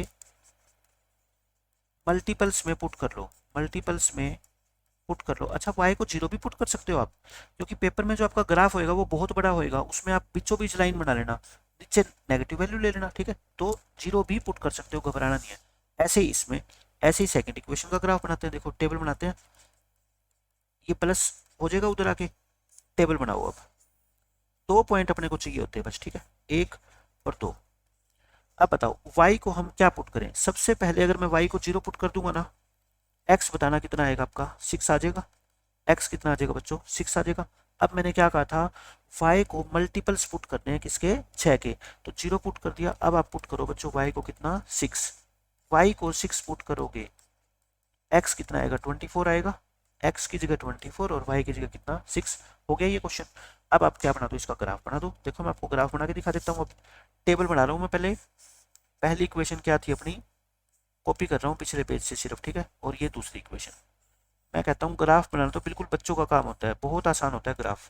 पहली इक्वेशन में पॉइंट थे 0 6 42 12, यहाँ पे हमने y को 0 पुट किया था और एक बार क्या पुट किया था, 6। ये 6 आया था और ये कितना आया था, 24। अब देखो प्लॉट करें पॉइंट, पहला पॉइंट पहली इक्वेशन में 0 6, देखो 0 6 0 6, x 0 y 6, ये आ गया। फिर 42 12, यानी कि x की वैल्यू 42 ये रही, और y की वैल्यू 12, यानी कि 2 कॉलम तक जाएंगे, ये आ गया। इनको क्या कर दो बच्चों, ज्वाइन कर दो। इन दोनों लाइंस को ध्यान से आप क्या कर दो, स्केल लेके सिर्फ ज्वाइन ही तो करना है आपको, पॉइंट से पॉइंट मिलना चाहिए। ये ग्राफ बन गया आपका फर्स्ट इक्वेशन का। अब सेकंड इक्वेशन पे आ जाओ, 6 0, देखो x कितना है, 6 है, और y 0, मतलब ऊपर जाना ही नहीं, इधर ही रहो। 24 6, देखो x 24 है और y कितना है बच्चों, 6। 24 से लेके कितना है बच्चों, 6। अब ये कहाँ पे काटेंगे पता है, ये लाइन ज्वाइन करोगे ना, ये ऊपर जाके इस पॉइंट पे काटेगी। आप कहोगे सर हमें कैसे पता लगेगा, मैं कहता हूँ अपने आप, अगर आप ये पॉइंट सही लोगे ना पेपर में, ग्राफ पेपर के ऊपर, अपने आप ही इस लाइन को आगे बढ़ाओगे ना, ग्रीन वाली लाइन को, तो ये जाके इस पॉइंट के ऊपर कट करेगी। क्योंकि ग्राफ का यही तो फायदा है ना, कि आपको नहीं सोचना, आपको तो अपनी कैलकुलेशन सही रखनी है, ये तो अपने आप ही कट करेगी इस पॉइंट पे, ठीक है। ये आ गया। अब अपने को क्या निकालना है, सॉल्यूशन। जहां पे कट करती है यही तो अपना सॉल्यूशन होता है, इसको नीचे मिलाओ। x कितना है 42, और यहाँ पे y वाली लाइन पे मिला दो। y कितना है बच्चों 12, y कितना है 12, सो x कितना आ गया 42 और y कितना आ गया 12, यानी कि आफ्ताब आज 42 साल का है और उसकी बेटी कितने साल की है, 12 ईयर की। So present age of, last में आपको क्या लिखना है बच्चों, प्रेजेंट एज ऑफ आफ्ताब, वो कितनी है 42 years, and present age of his daughter, वो कितनी है 12 ईयर। जैसे मैं इस क्वेश्चन को कितनी बार सोल्व कर चुका हूँ, बच्चों को करवा चुका हूँ, तो मेरे को आंसर याद है। ऐसे आप अच्छे से समझोगे, 2-3 बार प्रैक्टिस करोगे ना, आपको भी इस तरह के क्वेश्चंस के आंसर याद होंगे, फिर आपको क्वेश्चन सोल्व करना बहुत ज़्यादा आसान हो जाता है, क्योंकि अपने दिमाग में पहले ही सारी चीजें होती है कि हम कैसे कैसे इस क्वेश्चन को सोल्व करने वाले हैं। अब देखो सेकंड क्वेश्चन में आपकी बुक में जो है ना, ये 3 दे रखा है, यहाँ पे 3 की जगह 2 कर लेना, क्योंकि 3 में क्वेश्चन आपका क्या है, गलत बनेगा, वो मैं बताऊंगा कैसे गलत है। इसमें ये कहता है एक क्रिकेट टीम की कोच है, लेडी है ये क्योंकि यहाँ पे सी लिख रखा है। एक क्रिकेट टीम की कोच है, मान लो महिला क्रिकेट टीम है इंडिया की, वो 3 बैट खरीद के लाती है और 6 बॉल 3900 रुपए की। एक दिन और वो मार्केट जाती है, वो एक बैट, अनदर बैट का मतलब एक बैट और 2 बॉल खरीद के लाती है उसी तरह की 1300 रुपए की। इस सिचुएशन को एल्जेब्रिकली रिप्रेजेंट करो और ज्योमेट्रिकली का मतलब होता है बच्चों ज्योमेट्री का यूज करके, यानी कि स्केल पेंसिल का यूज करके आपको क्या बनाना है, ग्राफ। तो मुझे ना तो ये पता कि एक बैट कितने का आता है, ना ये पता कि एक बॉल कितने की आती है, तो मैं मान लूं late cost of one bat वो है ₹X, और कॉस्ट ऑफ वन बॉल, जैसे पेंसिल और इरेजर वाला क्वेश्चन था ना, ये बैट और बॉल है, क्वेश्चन तो सेम ही है, कहानी सेम है। अकॉर्डिंग टू क्वेश्चन ये बताओ मेरे को, 3 बैट आप खरीद के लाओगे तो कितने पैसे लगेंगे, 3x, क्योंकि एक बैट कितने का आता है, x का। 6 बॉल खरीद के लाओगे तो कितने पैसे लगेंगे, 6y। ये टोटल कितने हो जाएंगे, 3900। एक इक्वेशन बन गई। अब दूसरी इक्वेशन बनाते हैं। दूसरी इक्वेशन क्या है बच्चों, अनदर बैट यानी कि एक बैट और 2 बॉल यानी कि 2y। ये आती है कितनी बच्चों, 1300 रुपए की। ये कितने की आती है, 1300 की। 2 इक्वेशन बन गई। पहले मैंने एल्जेब्रिकली रिप्रेजेंट कर दिया, अब हम क्या बनाएंगे, ग्राफिकली। लेकिन ग्राफिकली के लिए मैंने सबसे पहले क्या कहा था बच्चों, स्टेप 1 नंबर ऑफ सॉल्यूशंस देखा करो, ठीक है, कि ये लाइनें कैसी है। 3/1, ये 6/2 और ये 3900/13 मेरे को दिख रहा है कि तीनों क्या है बच्चों, इक्वल है। क्यों, क्योंकि ऊपर वाला जो नंबर है ना वो 3 गुना है। ये 13, 2 जीरो कट जाएगी, 13 1 जा 13 3 जा, देखो तीनों रेशियो इक्वल है। लाइंस कैसी आएगी बताओ फिर, कोइंसिडेंट आएगी। कोइंसिडेंट में मैंने आपको क्या बताया हुआ है कि आप दोनों इक्वेशन को एक जैसा लिख लिया करो, लेकिन पॉइंट अलग अलग पुट किया करो। आप कहोगे सर पहली इक्वेशन तो हमारे को लग नहीं रही दूसरी की जैसी, मैं कहता हूं अभी लग जाएगी। पहली इक्वेशन को मैं दूसरी इक्वेशन जैसे ही बना दूं, यहां से 3 कॉमन ले लो। कॉमन लेने का मतलब क्या होता है, 3x को 3 से डिवाइड करो, x बच गया। 6 को 3 से डिवाइड करोगे 2 है ना, इधर सेम ही रखते हैं, और ये 3 नीचे चला जाएगा। मल्टीप्लाई की टर्म उधर जाके क्या हो जाती है बच्चों, डिवाइड हो जाती है ना। तो मेरी बात पे विश्वास करो, मैं ये कह रहा हूं ना कि जब भी लाइन कोइंसिडेंट आपको दिखे तो दोनों लाइन की इक्वेशन को आप सेम लिख दिया करो, वो सेम आनी ही आनी है। आपको पेपर में सोल्व करके दिखाने की जरूरत नहीं है, ठीक है, इतनी बात आप मेरी मानो। अब मैं क्या कहता हूँ, इसका क्या बनाएंगे, ग्राफ। 2 कॉलम बना लो, 2 कॉलम के अंदर इक्वेशन आपको क्या लिखनी है बच्चों, सेम ही लिखनी है। क्या लिखनी है, सेम, बिल्कुल। पॉइंट क्या करने हैं, दोनों में अलग अलग पुट करने हैं, ताकि एग्जामिनर को लगे कि इसने एक ही पॉइंट से नहीं निकाली इक्वेशन। ये देखो एक्स वाई, और यहाँ पे भी ऐसी टेबल बना लो। पॉइंट तो लाखों होते हैं, 2-2 पॉइंट ढूंढना कोई बड़ी बात थोड़ी होती है। ये हो गया। अब आप मेरे को बताओ, अगर मैं x की वैल्यू को 0 पुट कर दूं, अगर मैं x की वैल्यू को 0 पुट कर दूं तो 2y इक्वल टू 1300, y कितना आ जाएगा फिर 6, सॉरी मैंने क्या किया, x की वैल्यू को 0 पुट करना था ना, तो मैं x को 0 पुट करूंगा तो y कितना आएगा 650। अगर मैं y को 0 पुट करूंगा, अगर मैं y को 0 पुट करूंगा तो x कितना आ जाएगा मेरा 1300। ये आ गया। अब बताओ, अब देखो आप इसमें y को ऐसे पुट नहीं कर सकते कि 1 पुट कर दिया, 2 पुट कर दिया, आपको कम से कम 100 वगैरह की टर्म में पुट करना पड़ेगा, ठीक है। y को आप 100 पुट कर दो तो बताना x कितना आएगा आपका, ये प्लस 2y उधर आके माइनस हो जाएगा ना, x 1100 आ जाएगा। x कितना आ जाएगा बच्चों 1100। y को आप 200 पुट कर दो, कुछ भी पुट कर दो, y को 200 पुट करोगे तो ये कितना आ जाएगा आपका 900 रुपये आ जाएगा। x कितना आ जाएगा आपका 900 और y कितना आएगा 200। अब मैं आपको इन दोनों इक्वेशन का ग्राफ बिल्कुल नहीं बना के दिखाऊंगा, क्योंकि ग्राफ बनाना तो अब आपके बाएं हाथ का खेल है। 100 का गैप ले लेना, 100 का गैप है ना, ये 0 है, ये 100 है, ये 200 है। 650 कैसे बनाओगे, यहाँ 600 है, यहाँ 700 है, इन दोनों के बिल्कुल बीच में, ठीक है। ग्राफ बनाओगे, कैसी ग्राफ आएगी बताओ, कोइंसिडेंट लाइन आएगी बस। अब मैं आपको ये बताता हूँ, जो बुक के अंदर क्वेश्चन दे रखा है यहाँ पे 3 लिखा हुआ है, वो 3 गलत क्यों है, मैं आपको ये प्रूव करके दिखाता हूँ। अगर जैसे आप इसमें 3 लेते हो तो बैट की कॉस्ट कितनी है 3x। पहली क्वेश्चन क्या बनी थी अपनी, ये। दूसरी क्वेश्चन क्या बनेगी, एक बैट और 3 बॉल, ये है 1300 रुपए की। जिस बच्चे ने ये चैप्टर सोल्व किया है, जिसको एलिमिनेशन मेथड, सब्स्टिट्यूशन मेथड सब कुछ पता है, उसके लिए मैं बता रहा हूँ, ठीक है। इस सेकंड इक्वेशन को 3 से मल्टीप्लाई कर दो या 2 से मल्टीप्लाई कर दो। 2 से क्या कर दो बच्चों, मल्टीप्लाई कर दो। 2 से मल्टीप्लाई करोगे ना तो देखो क्या होगा, पहली इक्वेशन ये रही और दूसरी इक्वेशन ये रही आपकी, ठीक है, ये आपकी है, 2 से मल्टीप्लाई किया मैंने, ठीक है। अब इन दोनों इक्वेशन को मैं सोल्व कर रहा हूँ, इन दोनों इक्वेशन को मैं क्या कर रहा हूँ बच्चों, सोल्व कर रहा हूँ। पहली इक्वेशन और दूसरी इक्वेशन को मैंने लिख दिया, दोनों को आपस में माइनस करो क्योंकि ये 6 और 6 से कट जाएगा ना, फिर 3x में से x, 2x गया x और ये कितना आएगा 13, यानी कि x की वैल्यू कितनी आ गई 1300 रुपये। पुट करो इसको इक्वेशन नंबर 1 में पुट कर दो, 1 में इक्वेशन नंबर 1 में x की जगह 1300 पुट करना, तो ये तो 13 थी 39 आ गया, तो 6y कितना आएगा 0 आ जाएगा ना, y कितना आ गया 0। y क्या मानी थी हमने, एक पोल की कॉस्ट। क्या ऐसा हो सकता है कि किसी आइटम की कॉस्ट, किसी आर्टिकल की कॉस्ट 0 हो जाए, मतलब कि दुकान पे वो जाके कहेगी मेरे को 3 बैट दे दो और 6 बॉल, और दुकानदार उसको कहेगा कि मैडम ऐसा है, बैट तो है 1300 रुपये का, बॉल आप चाहे 6 ले लो, चाहे आप साथ में 100 ले जाओ, चाहे आप 1000 ले जाओ, फ्री है, ठीक है। तो बताओ ऐसा कोई दुकानदार पागल थोड़े होता है कि वो तो कहेगी चलो ठीक है मेरे को एक बैट दे दो और 10,000 बॉल दे दो, है ना, क्योंकि उसको पता है बॉल तो क्या है, फ्री की है। ऐसा नहीं होता। तो किसी भी आर्टिकल की कॉस्ट नेगेटिव या 0 नहीं आ सकती, तो इसलिए जो बुक में आपको 3 दे रखा है वो 3 मत कंसीडर करना, क्या मानना है उसको 2 मानना है, तो ये मिस्टेक है। ये ग्राफ बना के मैंने यहाँ पे भी दिखा रखा है, आप खुद बना लेना ग्राफ।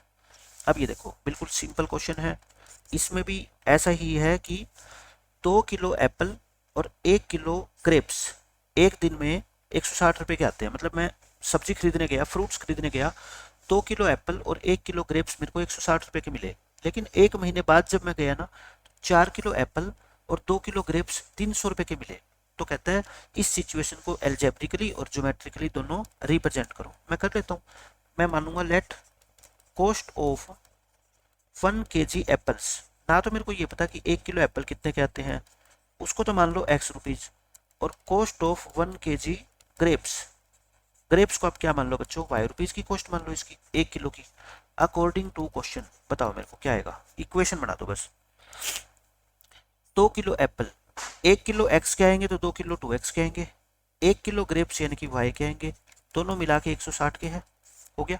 अब 4 किलो एप्पल यानी कि 4x के और 2 किलो ग्रेप्स यानी कि 2y के, ये कितने के आएंगे 300 के आ जाएंगे। ये तो हो गया एल्जेब्रिक सॉल्यूशन, हो गया। अब आप बनाएंगे क्या, ग्राफ। लेकिन ध्यान से सुनना, ग्राफ के लिए हम क्या करते हैं, नंबर ऑफ सॉल्यूशन निकालते हैं ना, हम क्या करते हैं बच्चों, नंबर ऑफ सॉल्यूशन निकालते हैं। तो नंबर ऑफ सॉल्यूशन निकाल लो इसकी, देखो 2/4, ये कितना है 1/2 और ये कितना है 160/300। आप बताना, ये तो इक्वल है पहले दो रेशियो तो, लेकिन तीसरा रेशियो तो कहीं से मेरे को इक्वल लग नहीं रहा है ना, 8/15 होएगा। इसके तो सॉल्यूशन क्या हो जाएंगे, नो सॉल्यूशन। नो सॉल्यूशन का मतलब क्या होता है बच्चों, पैरेलल लाइंस, और पैरेलल लाइन आपको पता ही है, यानी कि पहले ही आपके दिमाग में है कि इसका जो ग्राफ बनेगा ना वो पैरेलल लाइन बनेगा। उसके बाद हम क्या बना लेंगे, ग्राफ बना लेंगे। बना लोगे ग्राफ, तो ये ग्राफ है, ठीक है। अगर आप चाहो कि टेबल मैं बना के दूं तो टेबल मैं बना देता हूँ, एक इसकी टेबल बना लेना, एक इसकी टेबल बना लेना। अच्छा, अगर आप अपने क्वेश्चन को छोटा करना चाहते हो ना तो यहाँ से 2 कॉमन ले लो, क्योंकि जितना छोटा क्वेश्चन को करोगे, डिजिट जितने छोटे होंगे उतना आसान होएगा क्वेश्चन आपके लिए। ये 2 उधर आके डिवाइड हो जाएगा, 150 बचेगा। अब एक इसका ग्राफ बना लेना, एक इसका ग्राफ बना लेना, एक की टेबल में आपको बना के दे देता हूँ, बहुत आसान है। देखो x को 0 पुट करो, सॉरी x को 0 ना पुट करना, क्योंकि y फिर 160 आ जाएगा, तो 10-10 का गैप लोगे ना तो 16 कॉलम की जरूरत पड़ेगी, 16 मत लो, 16 बहुत बड़ा हो जाता है, ठीक है। y को 0 पुट करो, y को 0 करोगे 2x is equal to 160, x कितना आ जाएगा 80। 0 पुट करना ही थोड़ी जरूरी है, y को मान लो आप कितना पुट कर दो, आप 100 पुट कर दो, 80 पुट कर दो, मान लेते हैं y को कितना पुट कर दो 80, तो 2x प्लस 80 कितना आ गया 160। आपका जो मन करे ना, मैं कहता हूँ वो पुट कर दो, x कितना आ जाएगा यहाँ से 40, ये पॉइंट पुट कर देना। ऐसे ही इसका ग्राफ बना लो, ऐसे पुट करो कि ज्यादा वैल्यू बड़ी ना आए, आपकी रेंज के अंदर ही आए, ठीक है, ताकि ग्राफ बनाना क्या हो जाए बच्चों, आसान। देखना, अगर आप y को 0 पुट कर दोगे, 2x 150 है तो x कितना आएगा 75। अब y को कुछ ऐसी वैल्यू पुट कर दो, मान लो y को 30 पुट कर दो, y को 30 लिखोगे तो 2x प्लस 30 इक्वल टू 150, तो x कितना आ जाएगा यहाँ से 60। ये दोनों मैंने टेबल बना के दिखा दी आपको, इनको ग्राफ पे प्लॉट करोगे तो ग्राफ आपके दोनों ग्राफ क्या आएंगे, बिल्कुल पैरेलल आएंगे। क्यों? क्योंकि नो सॉल्यूशन है, पैरेलल लाइन आएगी, बस बना लेना इसका। तो ये आपके 3 क्वेश्चन थे एक्सरसाइज 3.1 के, ठीक है। अब हम कर लेते हैं एक्सरसाइज 3.2। इसमें भी बिल्कुल सेम वही कहानी है, ग्राफ बनाने हैं और सिस्टम को चेक करना है कौन सा सिस्टम कंसिस्टेंट है, कौन सा इनकंसिस्टेंट है। कोई नई बात नहीं है, मैं कहता हूँ 3.1 और 3.2 एक्सरसाइज में आपको कोई प्रॉब्लम आने वाली है ही नहीं। कहता है चेक करो ग्राफिकली कि ये इक्वेशंस जो है वो कंसिस्टेंट है या इनकंसिस्टेंट है। इफ सो, कहता है अगर कंसिस्टेंट है तो सोल्व करो, अगर कंसिस्टेंट है तो सोल्व करना है, अगर कंसिस्टेंट है तभी ग्राफ बनाना है, ठीक है। तभी क्या बच्चा करना है, अपने को ग्राफ बनाना है। यानी कि अगर कंसिस्टेंट नहीं है ना तो ग्राफ नहीं बनाना, अगर कंसिस्टेंट नहीं है का मतलब इनकंसिस्टेंट होगी, अगर इनकंसिस्टेंट है तब ग्राफ नहीं बनाना। और इनकंसिस्टेंट कब होता है बच्चों? नो सॉल्यूशन में, है ना। अगर नो सॉल्यूशन रहा ना तब आपको ग्राफ नहीं बनाना। सबसे पहले तो आप क्या चेक करोगे, कंसिस्टेंट है कि नहीं है, और फिर उसके बाद कंसिस्टेंट हुआ तो क्या बनाना है, ग्राफ। ग्राफ कैसे बनाते हैं कोई नई बात आपके लिए है नहीं, कम से कम भी 10 ग्राफ मैं आपको बना के दिखा चुका हूँ। पहले चेक करें रेशियो, चेक करते हैं, ठीक है।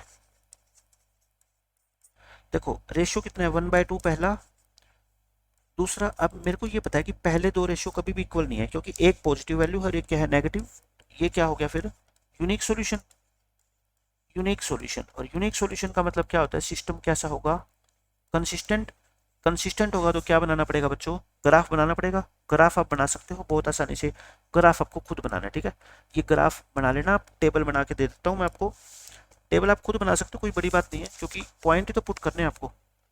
टेबल मैं यहाँ पे बना के दिखा देता हूँ आपको फटाफट मेरे हिसाब से, फिर आप घर से प्रैक्टिस इसकी खुद करो। और एक दूसरी इक्वेशन की टेबल बना देता हूँ मैं।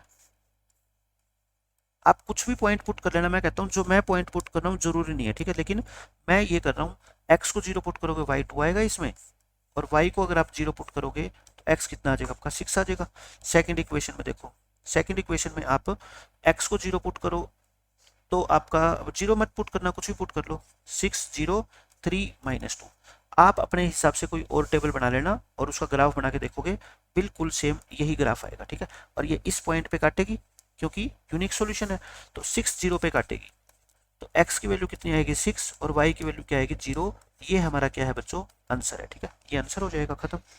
ऐसे ही आपका फिफ्थ एग्जाम्पल है, ग्राफिकली आपको चेक करना है कि इसका नो सॉल्यूशन है, यूनिक सॉल्यूशन है, या फिर इनफाइनेटली सॉल्यूशन है। पहले क्या बनाएंगे इसको, देखो पहले जो ये सेकंड इक्वेशन है ना, इसको थोड़ा सा सोल्व करना पड़ेगा आपको बच्चों। कैसे सोल्व करना पड़ेगा मैं बताता हूँ। 3x माइनस, इसको क्या लिखते हैं 24y/5 लिख दे, प्लस 3/5 इक्वल टू 0। इसका एलसीएम ले लो, जो पॉइंट वाली या डेसिमल फ्रैक्शन वाली वैल्यू होती है ना, उसको खत्म कर दिया करो फ्रैक्शन को। 5 एलसीएम लोगे तो 15x माइनस कितना आएगा 24y, और प्लस के कितना आएगा 3 इक्वल टू 0। क्रॉस मल्टीप्लाई करना, 15x minus 24y plus 3 equal to क्या आ जाएगा 0। मैं कहता हूँ 3 कॉमन लेके काट दो, क्योंकि जितनी छोटी इक्वेशन रखोगे ना बच्चों उतना ही काम आसान होगा, ठीक है। 3 नीचे जाके 0 हो जाएगा, 5x माइनस 8y प्लस 1 कितना हो गया 0। मतलब कि दूसरी इक्वेशन जो आपको इतनी गंदी सी इक्वेशन दिख रही थी वो ऐसी बन गई। अब आप देखना जरा ध्यान से, ये पहली इक्वेशन है, ये दूसरी इक्वेशन है, लेकिन आप कहोगे सर ये तो दोनों सेम है। मैं कहता कि अगर इक्वेशन सेम दिखे तो हमेशा ही कैसे सॉल्यूशन होते हैं, फिर इनफाइनाइट सॉल्यूशन होते हैं ना, इनफाइनाइटली मैनी सॉल्यूशन होते हैं, क्योंकि दोनों इक्वेशन सेम है तो रेशियो क्या आएगा सबका सेम आएगा। इनफाइनाइटली सॉल्यूशन है, मैं क्या बना देता हूँ बच्चों, टेबल बना देता हूँ बस। टेबल के लिए मैंने क्या बताया था आपको, 2 कॉलम बनाया करो, और जब लाइन कोइंसिडेंट हो ना दोनों की इक्वेशन को सेम ही लिखा करो आप। बस क्या करने हैं आपको, पॉइंट अलग अलग पुट करने हैं, इक्वेशन को सेम लिख दो और पॉइंट को क्या कर दो बच्चों, अलग अलग पुट कर दो। अब कोई नई बात है नहीं आपके लिए, मैं टेबल बना के दिखा देता हूँ। आपको जरूरी नहीं है कि जो मैं पॉइंट पुट कर रहा हूँ वही करने हैं, आप अपनी मर्जी से कोई भी 2 पॉइंट निकाल लेना, ठीक है। और ग्राफ बना लेना, ग्राफ बिल्कुल वैसा ही आएगा जैसा मेरा आया है, ग्राफ में कोई चेंज नहीं हो सकता, पॉइंट में बेसिक ही चेंज हो जाए। तो मैं इसके जो है आपको पॉइंट निकाल के दे देता हूँ। यहाँ पे 3 2 11 7 आप कुछ भी पुट कर लेना अपनी मर्जी से, ठीक है। मैं यहाँ से निकाल लेता हूँ आपका, मान लो 7 4.5 -1 -0.5। ग्राफ बनाओगे, ग्राफ बन जाएगा बहुत आसानी से, ऐसा ग्राफ बनेगा, ठीक है। ये आपके जो है क्या आएगी, आपकी कोइंसिडेंट लाइन आएगी ना, कोइंसिडेंट लाइन्स आएगी, कोइंसिडेंट लाइन। सो लिखोगे, so there are infinitely many solution. अगर यूनिक होता तो हम लिखते, इनफाइनेटली है तो बस ऐसे लिख के छोड़ना है।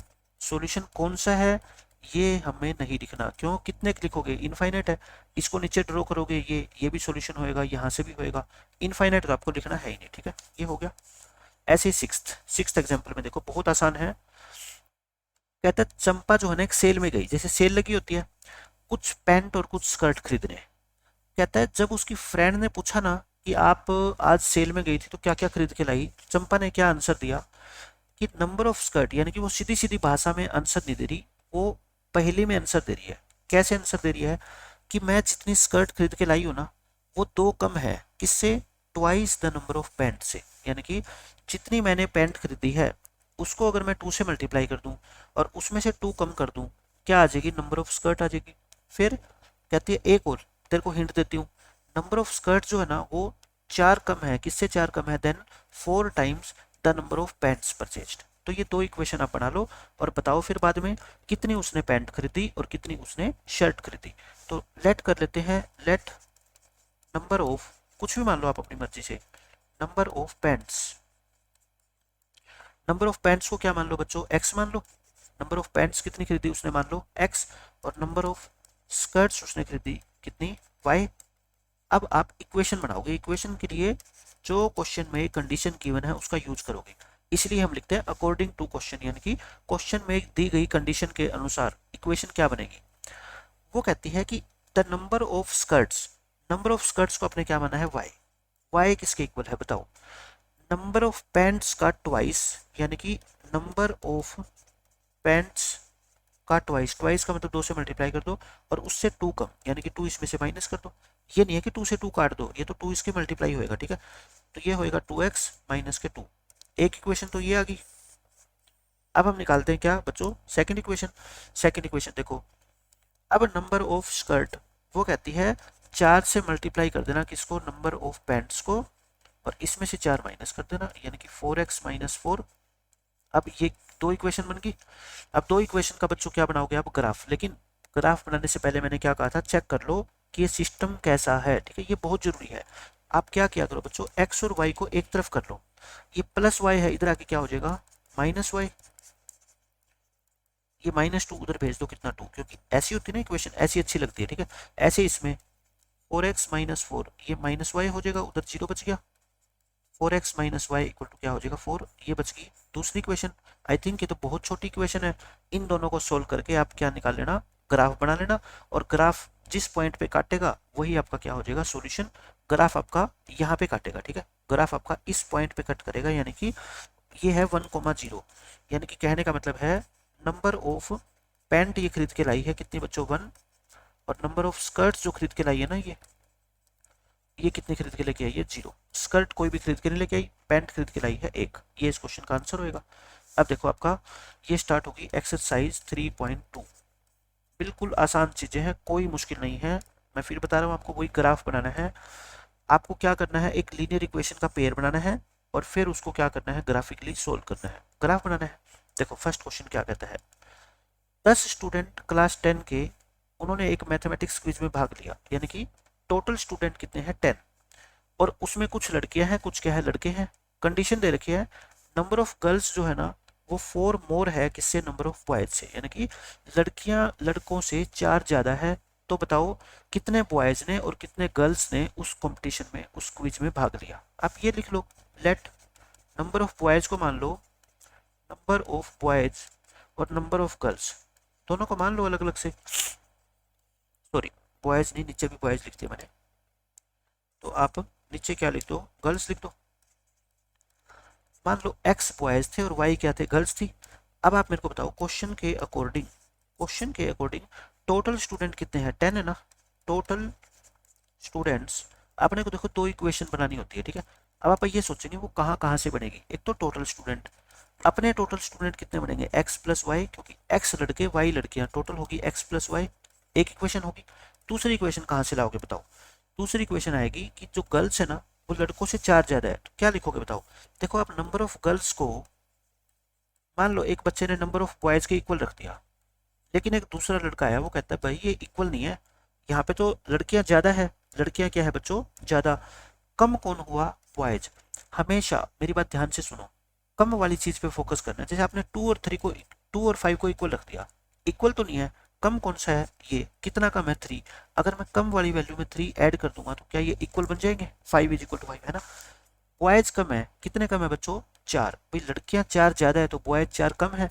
अगर मैं बॉयज में 4 और ऐड कर दूंगा तो ये गर्ल्स के इक्वल बन जाएंगे। अब बताओ आप मेरे को कि नंबर ऑफ गर्ल्स जो है वो कितनी मानी थी हमने, वाई, बॉयज क्या था एक्स, और ये कितना हो गया 4 हो गया ये। अब देखो सोल्व करो इसको, प्लस वाई है उधर आके क्या हो जाएगा, माइनस वाई हो जाएगा, और इक्वल टू 0। तो x माइनस वाई ये -4 हो जाएगा ना उधर आके। ये क्या बन गई बच्चों, आपकी दो इक्वेशन बन गई। दोनों इक्वेशन का क्या बना लो, ग्राफ बना लो, और ग्राफ जिस पॉइंट पे काटेगा वही आपका क्या हो जाएगा, सॉल्यूशन। ग्राफ बनाना तो बहुत आसान है, देखो x को 0 पुट करोगे y 10 आएगा, y को 0 पुट करोगे x 10 आ जाएगा। यहां से ग्राफ बनाना, इसमें ध्यान करना पड़ेगा आपको, बस प्लस माइनस की मिस्टेक हो सकती है। x को 0 पुट करोगे, देखो पुट करना, ये माइनस वाई आएगा, बच्चा इसको y लिख देता है, माइनस से माइनस कटेगा, y कितना आएगा 4, y कितना आएगा 4। अब y को 0 पुट करना, y को 0 पुट करोगे ये खत्म, x कितना आ जाएगा -4। इन दोनों का ग्राफ बना लेना, और जिस पॉइंट पे ये एक दूसरे को काटेंगे वही आपका क्या हो जाएगा, सॉल्यूशन। और क्या होगा सॉल्यूशन मैं आपको बता देता हूँ। सॉल्यूशन होगा आपकी x की वैल्यू आएगी मान लो, और y की वैल्यू आएगी, आपकी y की वैल्यू आएगी बच्चों 7, क्योंकि यहाँ पे लड़कियां ज्यादा है, और x कितना आएगा आपका 3। ये आपका आंसर आएगा, ठीक है। ध्यान रखना 3 और 7 पॉइंट पे कटना चाहिए, और वो 100% कटेगा अगर आपने ये टेबल वगैरह सब कुछ सही बनाई है तो, ठीक है। ये मैंने ग्राफ बना दिया यहाँ पे। अच्छा आप ये सोचोगे ये 7 3 क्यों आ रहा है, ये 7 3 इसलिए आ रहा है कि इसने नंबर ऑफ गर्ल्स को जो है ना वो कितना माना होगा, पक्का x माना होगा, और नंबर ऑफ बॉयज को कितना माना होगा इसने, y। तभी तो ये x की वैल्यू कितनी आ रही है, 7 आ रही है, और y की 3, यानी कि बॉयज 3 आएंगे, गर्ल्स 7 ही आएगी, चाहे आप कुछ भी मान लो, ठीक है।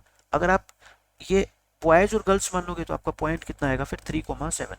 कुछ भी मान लेना, आंसर सेम ही आना है। बॉयज कितने 3, गर्ल्स कितनी 7, क्योंकि गर्ल्स ज्यादा है तो बॉयज की संख्या कम ही आएगी हमेशा।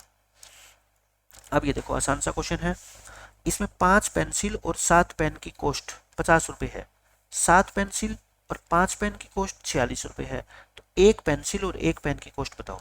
तो लेट कर लो आप, कॉस्ट ऑफ 1 पेंसिल वो x रुपीज मान लो, और कॉस्ट ऑफ 1 पेन वो y। मैं कहता हूँ जब अगली एक्सरसाइज में आपको मैं एल्जेब्रिक मेथड सिखाऊंगा ना इक्वेशंस को सोल्व करने के, तो ये क्वेश्चन आपको बच्चों जैसे लगेगी, क्योंकि वहां पे ग्राफ बनाने की जरूरत नहीं पड़ेगी, एल्जेब्रा से भी आप इसको सोल्व कर पाओगे। लेकिन अगर पेपर में लिखा आएगा ग्राफिकली सोल्व करो तो फिर आपको ग्राफ बनाना पड़ेगा। ग्राफ बनाना कोई मुश्किल है ही नहीं। अब बताओ मेरे को ये कितनी हो जाएगी आपकी, 5 पेंसिल आएगी 5x की, और 7 पेन आएंगे 7y के, टोटल मिला के कितनी कॉस्ट हुई 50। दूसरी इक्वेशन 7 पेंसिल और 5 पेन, ये कितने के आएंगे बताओ 46 के। दो इक्वेशन बन गई, दोनों को क्या कर लेना बच्चों, सोल्व कर लेना। नंबर ऑफ सॉल्यूशन कितने आएंगे मैं बता दूं आपको पहले ही, number of solutions, unique solution है इसका, क्योंकि देखो 5/7 और ये 7/5 दोनों इक्वल थोड़े ही है, तो यूनिक सॉल्यूशन होगा इसका। यूनिक सॉल्यूशन का मतलब लाइंस क्या आएगी आपकी, इंटरसेक्टिंग, एक पॉइंट पे काटेगी, वहां पे आप निकाल लेना x कितना है और y कितना है। जो x होगा वो कॉस्ट ऑफ 1 पेंसिल आ जाएगी, और जो y होगा बच्चों वो कॉस्ट ऑफ 1 पेन आ जाएगा, ठीक है, क्योंकि हमने यही तो माना है, आंसर आ जाएगा आपका। अब ये सारे क्वेश्चन मैं आपको सोल्व करके नहीं दिखाऊंगा, बिल्कुल आसान है। आपको सिर्फ चेक करना है रेशियो कंपेयर करके कि जो है ये लाइंस पैरेलल है, कोइंसिडेंट है, या फिर एक पॉइंट पे इंटरसेक्ट करती है, ठीक है। तो रेशियो ही तो चेक करना है। पहले दो रेशियो इक्वल नहीं आए, देखो ये प्लस आएगा पॉजिटिव, ये नेगेटिव आएगा, तो बस इसके बाद आप सोल्व करने की जरूरत ही नहीं है, यूनिक सोल्यूशन हो गया। यूनिक सोल्यूशन का मतलब क्या होता है बताओ, लाइनें आपस में कितने पॉइंट पे इंटरसेक्ट करेगी, एक पॉइंट पे। तो मैंने ये सारा कुछ लिख रखा है, ठीक है, कोई नई बात नहीं है, बहुत क्वेश्चन हम ऐसे कर चुके हैं। सेकंड क्वेश्चन मैंने सोल्व कर दिया, थर्ड क्वेश्चन मैंने सोल्व कर दिया, तीनों पार्ट हो गए, सेकंड क्वेश्चन आपका खत्म। थर्ड क्वेश्चन में आपको कहता है रेशियो कंपेयर करके आपको बताना है कि कंसिस्टेंट है सिस्टम या फिर इनकंसिस्टेंट है। मैंने बताया था कंसिस्टेंट कब होता है, जब या तो यूनिक सॉल्यूशन हो या इनफाइनाइट सॉल्यूशन हो, मतलब कि सॉल्यूशन होने चाहिए। अगर ये दोनों आ जाए तो कंसिस्टेंट बोल देना, अगर नो सॉल्यूशन आए तो क्या बोल देना बच्चों, इनकंसिस्टेंट बोल देना। तो मैंने 6 एग्जांपल करवाए थे ना आज के लेक्चर में स्टार्टिंग में, वही सब चीजें सेम है, ठीक है। इसके 5 पार्ट है, पांचों के पांचों मैंने देखो सोल्व करके दिखा दिए ताकि आपकी मिस्टेक ना हो। अगर मिस्टेक हो तो आपको पता लग जाए कि कहाँ आपने गलती की है, ठीक है। ये हो गया, थर्ड पार्ट हो गया। थर्ड पार्ट में ये जो इक्वेशन है ना, ये फ्रैक्शन में है, मैंने एलसीएम लेके इसकी फ्रैक्शन को क्या कर दिया बच्चों, खत्म कर दिया। आपको भी ऐसे ही करना है, ये हो जाएगा। इसी तरह से देखो ये हो जाएगा आपका इनफाइनाइट सॉल्यूशन। इसी तरह से ये पार्ट आपका फ्रैक्शन में था तो मैंने एलसीएम लेके इसको फ्रैक्शन को खत्म कर दिया और आपका ये आंसर आ जाएगा, ठीक है, हो जाएगा। अब देखो फोर्थ क्वेश्चन में बिल्कुल सेम कहता है कौन सा पेयर कंसिस्टेंट है और कौन सा इनकंसिस्टेंट है। अगर कंसिस्टेंट है तो उसका क्या बनाना है, ग्राफ बनाना है। किया था ना हमने ऐसा क्वेश्चन, अगर कंसिस्टेंट है तो क्या बनाना है बच्चों, ग्राफ बनाना है, तो बना ही लेंगे ग्राफ। अब आप ये मत बोलना कि हमारे को ग्राफ नहीं बनाना है, क्योंकि इतनी अच्छी तरह से मैं टेबल बनाना और ग्राफ बनाना आपको सिखा चुका हूँ। तो कंसिस्टेंट इनकंसिस्टेंट कैसे चेक करते हैं वो भी आपको पता है, ठीक है। सॉल्यूशन इनफाइनाइट होंगे, इनफाइनाइट होंगे तो क्या होगा, कंसिस्टेंट। कंसिस्टेंट होगा तो बच्चों क्या बनाना पड़ेगा, ग्राफ। ग्राफ के लिए टेबल मैंने बना दी है, ग्राफ आपको खुद बनाना है, ठीक है। ये हो जाएगा ग्राफ, मैंने बना के दिखा दिया। ये इनफाइनाइट सॉल्यूशन आएगा, ठीक है, ये हो गया। अब इसमें नो सॉल्यूशन आएगा तो इनकंसिस्टेंट हो जाएगा ये। थर्ड पार्ट में यूनिक सॉल्यूशन आएगा तो कंसिस्टेंट हो जाएगा। कंसिस्टेंट हो जाएगा तो क्या बनाना पड़ेगा, ग्राफ। टेबल मैंने बना दी, ग्राफ मैंने बना दिया है, ये ग्राफ पे पॉइंट प्लॉट कर दिए। आप अपनी ग्राफ नोटबुक में ज्वाइन कर लेना, आपका आंसर आ जाएगा। अब ये देखो फोर्थ में तो क्या है आपका इनकंसिस्टेंट है, नो सॉल्यूशन हो जाएगा तो ग्राफ बनाना ही नहीं, ग्राफ नहीं बनाना। इनकंसिस्टेंट में ग्राफ बच्चों नहीं बनाना। ग्राफ कब बनाना है, सिर्फ कंसिस्टेंट के अंदर लिख रखा है इफ कंसिस्टेंट, अगर ये कंसिस्टेंट है तब ग्राफ बनाओ, ठीक है। फिफ्थ क्वेश्चन देखो, इसमें आपको बस एक चीज आपको ध्यान रखनी पड़ेगी। देखो मैं पहले बता देता हूँ, एक रेक्टेंगल है, मान लो ये रेक्टेंगल है, इसकी अपोजिट साइड क्या होती है, इक्वल। ये लेंथ है मान लो x और ब्रेड्थ है मान लो y। इसको क्या बोलते हैं बच्चों, लेंथ। लेंथ को हिंदी में बोलते हैं लंबाई, इसको बोलते हैं ब्रेड्थ। ब्रेड्थ को हिंदी में क्या बोलते हैं, चौड़ाई। ब्रेड्थ बोल दो या विड्थ बोल दो, ठीक है। पेरीमीटर क्या होता है, पेरीमीटर।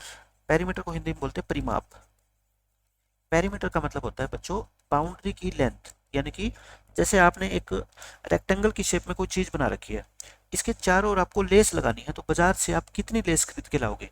ये x है तो ये भी x है, ये y मीटर है तो मान लो ये भी y है, तो 2 बार तो x ऐड होएगा और 2 बार y, तो कितना होगा 2x प्लस में 2y, यानी कि 2 इंटू एक्स प्लस वाई। छोटी क्लासों में ये फॉर्मूला सिखाते हैं ना टीचर की, पेरीमीटर रेक्टेंगल का क्या होता है, 2 इंटू एल प्लस बी। वो यहीं से तो आया है कि एल और बी को ऐड करके 2 से मल्टीप्लाई कर दो। क्यों, एल और बी तो सिर्फ इन दोनों लाइनों की लेंथ आएगी, इतनी ही ये है ना यहाँ पे, तो फिर इन दोनों को 2 बार ऐड कर देते हैं, यानी कि 2 से क्या कर देते हैं, मल्टीप्लाई। ये लेकिन अगर मैं आपसे पूछूं हाफ पेरीमीटर, आप मेरे को बताओ बच्चों, हाफ पेरीमीटर। हाफ पेरीमीटर का मतलब क्या होता है, पेरीमीटर का आधा, पेरीमीटर का आधा। आप ये कहोगे सर जो पेरीमीटर होता है ना वो होता है 2 इंटू एक्स प्लस वाई। अगर आप आधा निकालना चाहते हो तो 2 से क्या कर दो, डिवाइड, यानी कि एक्स प्लस वाई। मतलब मेरे को आधी मान लो लेंथ लेके आनी है तो मैं एक्स और वाई दोनों को जोड़ दूंगा ना, तो क्या हो जाएगा, आधा पेरीमीटर आ जाएगा। बस ये इसके अंदर क्वेश्चन के अंदर बात है। अब देखो इस क्वेश्चन में क्या बोलता है, half the perimeter of A rectangular garden. एक रेक्टेंगल की शेप में बच्चों गार्डन है, उसका जो हाफ पेरीमीटर है ना वो क्या है, अच्छा ये देखो, whose length is 4 metre more than its width. जितनी विड्थ है लेंथ उससे 4 ज्यादा है, और उसका हाफ पेरीमीटर जो है ना वो कितना है बच्चों, 36 है। डायमेंशंस बताओ, डायमेंशंस का मतलब क्या होता है बच्चों, साइड्स, यानी कि लेंथ और ब्रेड्थ, दोनों चीजें आपको क्या है, निकालनी है। दोनों चीजें क्या करनी है बच्चों, निकालनी है। तो मैं आपको इक्वेशन बना के दे देता हूँ, इक्वेशन को सोल्व कैसे करना है। अब जैसे ये क्वेश्चन पेपर में आएगा ना, कभी भी ये नहीं लिखाएगा कि इसको ग्राफिकली सोल्व करो, और सोल्व करना आ भी गया तो आप ग्राफ बना सकते हो। अगले लेक्चर में जब हम सोल्व करना सिखाऊंगा ना एल्जेब्रिकली, सब्स्टिट्यूशन मेथड से या एलिमिनेशन मेथड से या क्रॉस मल्टीप्लिकेशन मेथड से, तो ये क्वेश्चन आपके लिए बच्चों का हो जाएगा। इक्वेशन आपको बनानी आनी चाहिए। देखो एक लेंथ है, एक ब्रेड्थ है, आप किसी को कुछ भी मान लो, लेंथ को मान लो आपने क्या मान लिया x और इसको क्या मान लिया y। आप लिखोगे लेट लेंथ कितनी है बताओ x मीटर और ब्रेड्थ कितनी मानोगे y मीटर। कुछ भी मान लो, एक को x मानना है और एक को क्या मानना है y मानना है। अब आपको क्या बनानी है बताओ, दो इक्वेशन क्या बनानी है बच्चों, दो इक्वेशन बनानी है। आपके दिमाग में सारी चीजें होनी चाहिए कि अब हम क्या करेंगे। अब हमें दो इक्वेशन बनानी है। कैसे बनाएंगे, क्वेश्चन में दी गई इंफॉर्मेशन का यूज करके। क्वेश्चन में दिया गया है कि आपकी लेंथ है ना वो ब्रेड्थ से 4 ज्यादा है। एक बच्चे ने गलती से लेंथ और ब्रेड्थ को इक्वल रख दिया, लेकिन इक्वल तो नहीं है ना। वो कहेगा सर गलती होगी मेरे से, लेंथ 4 छोटी बड़ी है, ब्रेड्थ 4 छोटी है। मैंने क्या कहा था, छोटी वैल्यू में अगर आप 4 और ऐड कर दोगे तो ये दोनों क्या बन जाएगी, इक्वल बन जाएगी, कोई डाउट नहीं है। लेंथ को क्या माना आपने x, ब्रेड्थ को क्या माना y। इक्वेशन बन गई, प्लस y को इधर आके क्या हो जाएगी माइनस y। बताओ फर्स्ट इक्वेशन बनाने में कोई तकलीफ हुई, बिल्कुल भी नहीं हुई। अब बनाओ सेकंड इक्वेशन। सेकंड इक्वेशन में कहता है जो इसका हाफ पेरीमीटर है ना वो कितना है 36 है, यानी कि हाफ पेरीमीटर, हाफ पेरीमीटर कितना है बच्चों 36 है। मेरे को बताओ हाफ पेरीमीटर क्या होता था, एक्स और वाई का एडिशन, यानी कि एक्स प्लस वाई कितना है 36 है। दो इक्वेशन आ गई। इन दोनों इक्वेशन को मैं नेक्स्ट लेक्चर के अंदर आपको सोल्व करना सिखाऊंगा कि एल्जेब्रिकली विद इन 10 सेकेंड्स हम इसको सोल्व कर सकते हैं। ठीक है, बहुत आसान है, सोल्व करोगे ऑन सोल्विंग। यहाँ तो मैं लिख रहा हूँ सिर्फ ऑन सोल्विंग। नेक्स्ट लेक्चर में आपको ये क्वेश्चन दोबारा कराऊंगा, ठीक है, एज इट इज क्वेश्चन। तो यहाँ से एक्स की वैल्यू आपकी आएगी 20 और वाई की वैल्यू आपकी आ जाएगी कितनी 16। ये आपका आंसर आ जाएगा। ठीक है, सो लेंथ कितनी आ जाएगी फिर आपकी, लेंथ आएगी आपकी 20 मीटर और ब्रेड्थ कितनी आएगी बच्चों, ब्रेड्थ आएगी आपकी 16 मीटर। ये इस क्वेश्चन का आंसर आएगा। कैसे आया वो मैं इक्वेशन को आपको सोल्व करना सिखाऊंगा। ग्राफिकली आ जाए तो दोनों का ग्राफ बना लेना। पॉइंट ऑफ इंटरसेक्शन यही आएगा आपका 20 और 16। अब देखो आपका ये हो ही गया। ये देखो इसमें कहता है एक लीनियर इक्वेशन कहता है मैंने आपको दे दी। ये इंपॉर्टेंट क्वेश्चन है एग्जाम के लिए, 1 नंबर में क्वेश्चन आता है। कहता है मैंने एक लीनियर इक्वेशन दे दी, राइट अनदर लीनियर इक्वेशन। कहता है अब एक लीनियर इक्वेशन आप खुद लिखो, लेकिन लेकिन सुनना मेरी बात ध्यान से। अगर आपको ये कह दे कि लो एक लीनियर इक्वेशन मैंने लिख दी, एक तुम लिख दो, तो आपकी मर्जी है वो कैसी लिख दो आप, लेकिन आपको वो कंडीशन देगा कि जो आप सेकंड इक्वेशन लिखोगे, देखो एक तो कहेगा मैंने लिख दी इक्वेशन ये वाली, एक आप लिखोगे, है ना। दोनों इक्वेशन मिलके जो ये पेयर बनेगा ना, जो ये पेयर बनेगा वो एक खास कंडीशन को पूरा करेगा। कैसा, पहले 3 पार्ट है इस क्वेश्चन के। पेयर ऐसा बनना चाहिए कि उसकी जो ग्राफ बने ना वो इंटरसेक्टिंग लाइन बने।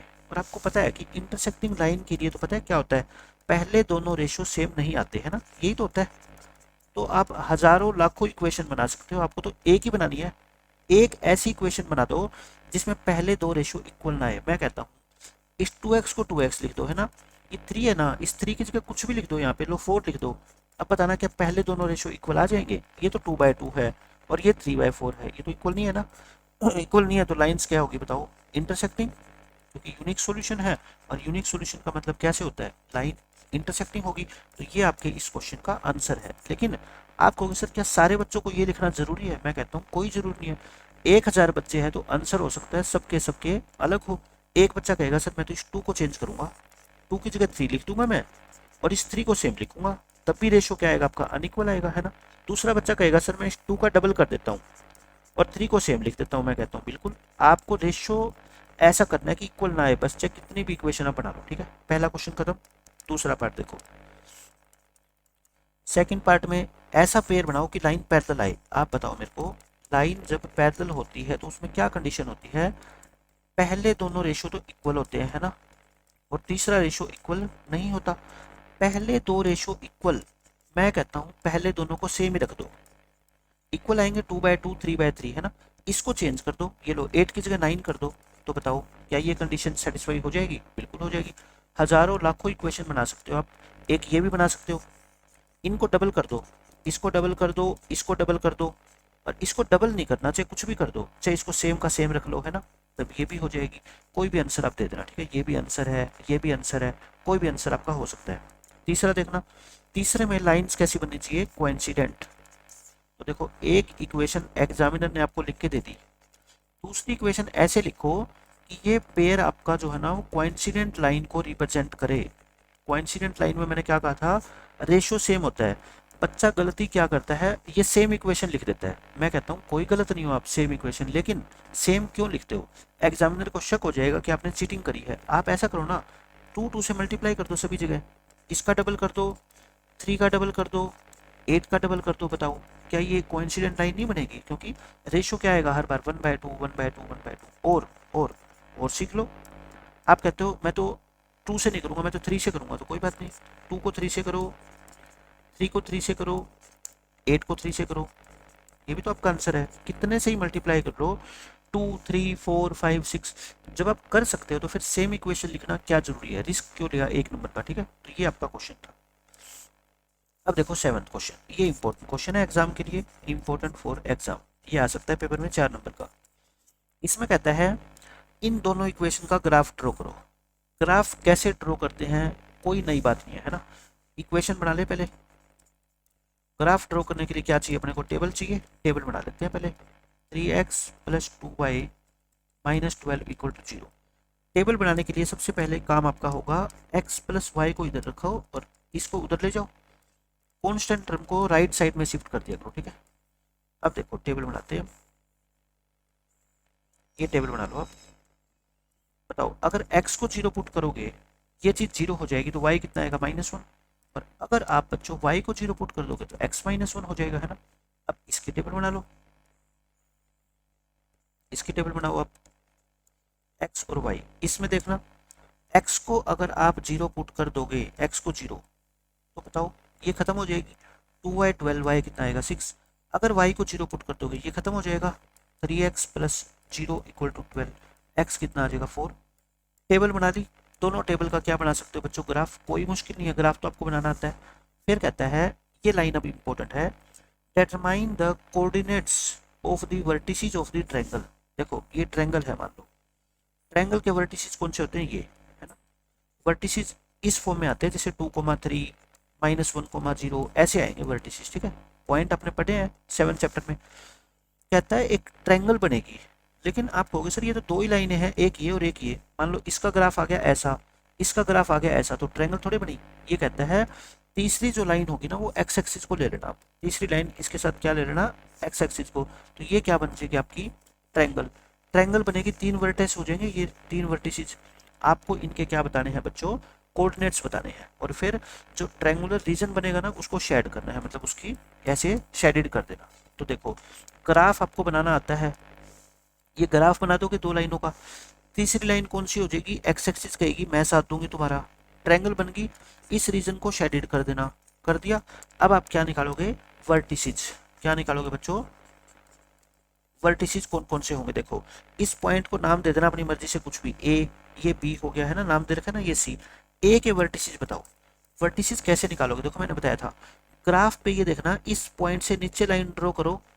ये कहाँ पे मिल रहा है, एक्स को 2 पे, पहले एक्स लिखते हैं, फिर वाई को कहाँ पे मिल रहा है 3 पे, फिर वाई लिखते हैं।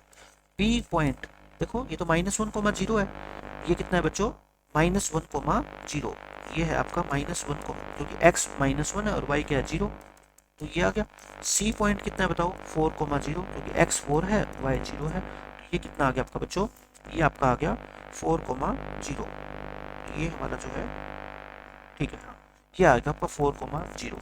तो ये ट्रायंगल के क्या है बच्चों, वर्टिसेस है। तो ये थी आपकी एक्सरसाइज 3.1 और 3.2। सारा काम क्या था, आपका ग्राफ बनाना। और ग्राफ बनाने के साथ साथ आज आपने एक इंपॉर्टेंट चीज और सीखी, क्या सीखी बच्चों, इक्वेशन फॉर्म करना। यानी कि आपको एक स्टेटमेंट दे दी, उसमें वेरिएबल को यूज करके एक्स और वाई को तो इक्वेशन कैसे बनाई जाती है। काफ़ी हद तक आपको ये भी समझ आ गया, ठीक है। और चैप्टर जैसे जैसे खत्म होएगा ये वैसे वैसे आपको बिल्कुल बच्चों का खेल लगेगा कि इक्वेशन कैसे बना सकते हैं, ठीक है। मिलते हैं नेक्स्ट लेक्चर में, बाय बाय, टेक केयर।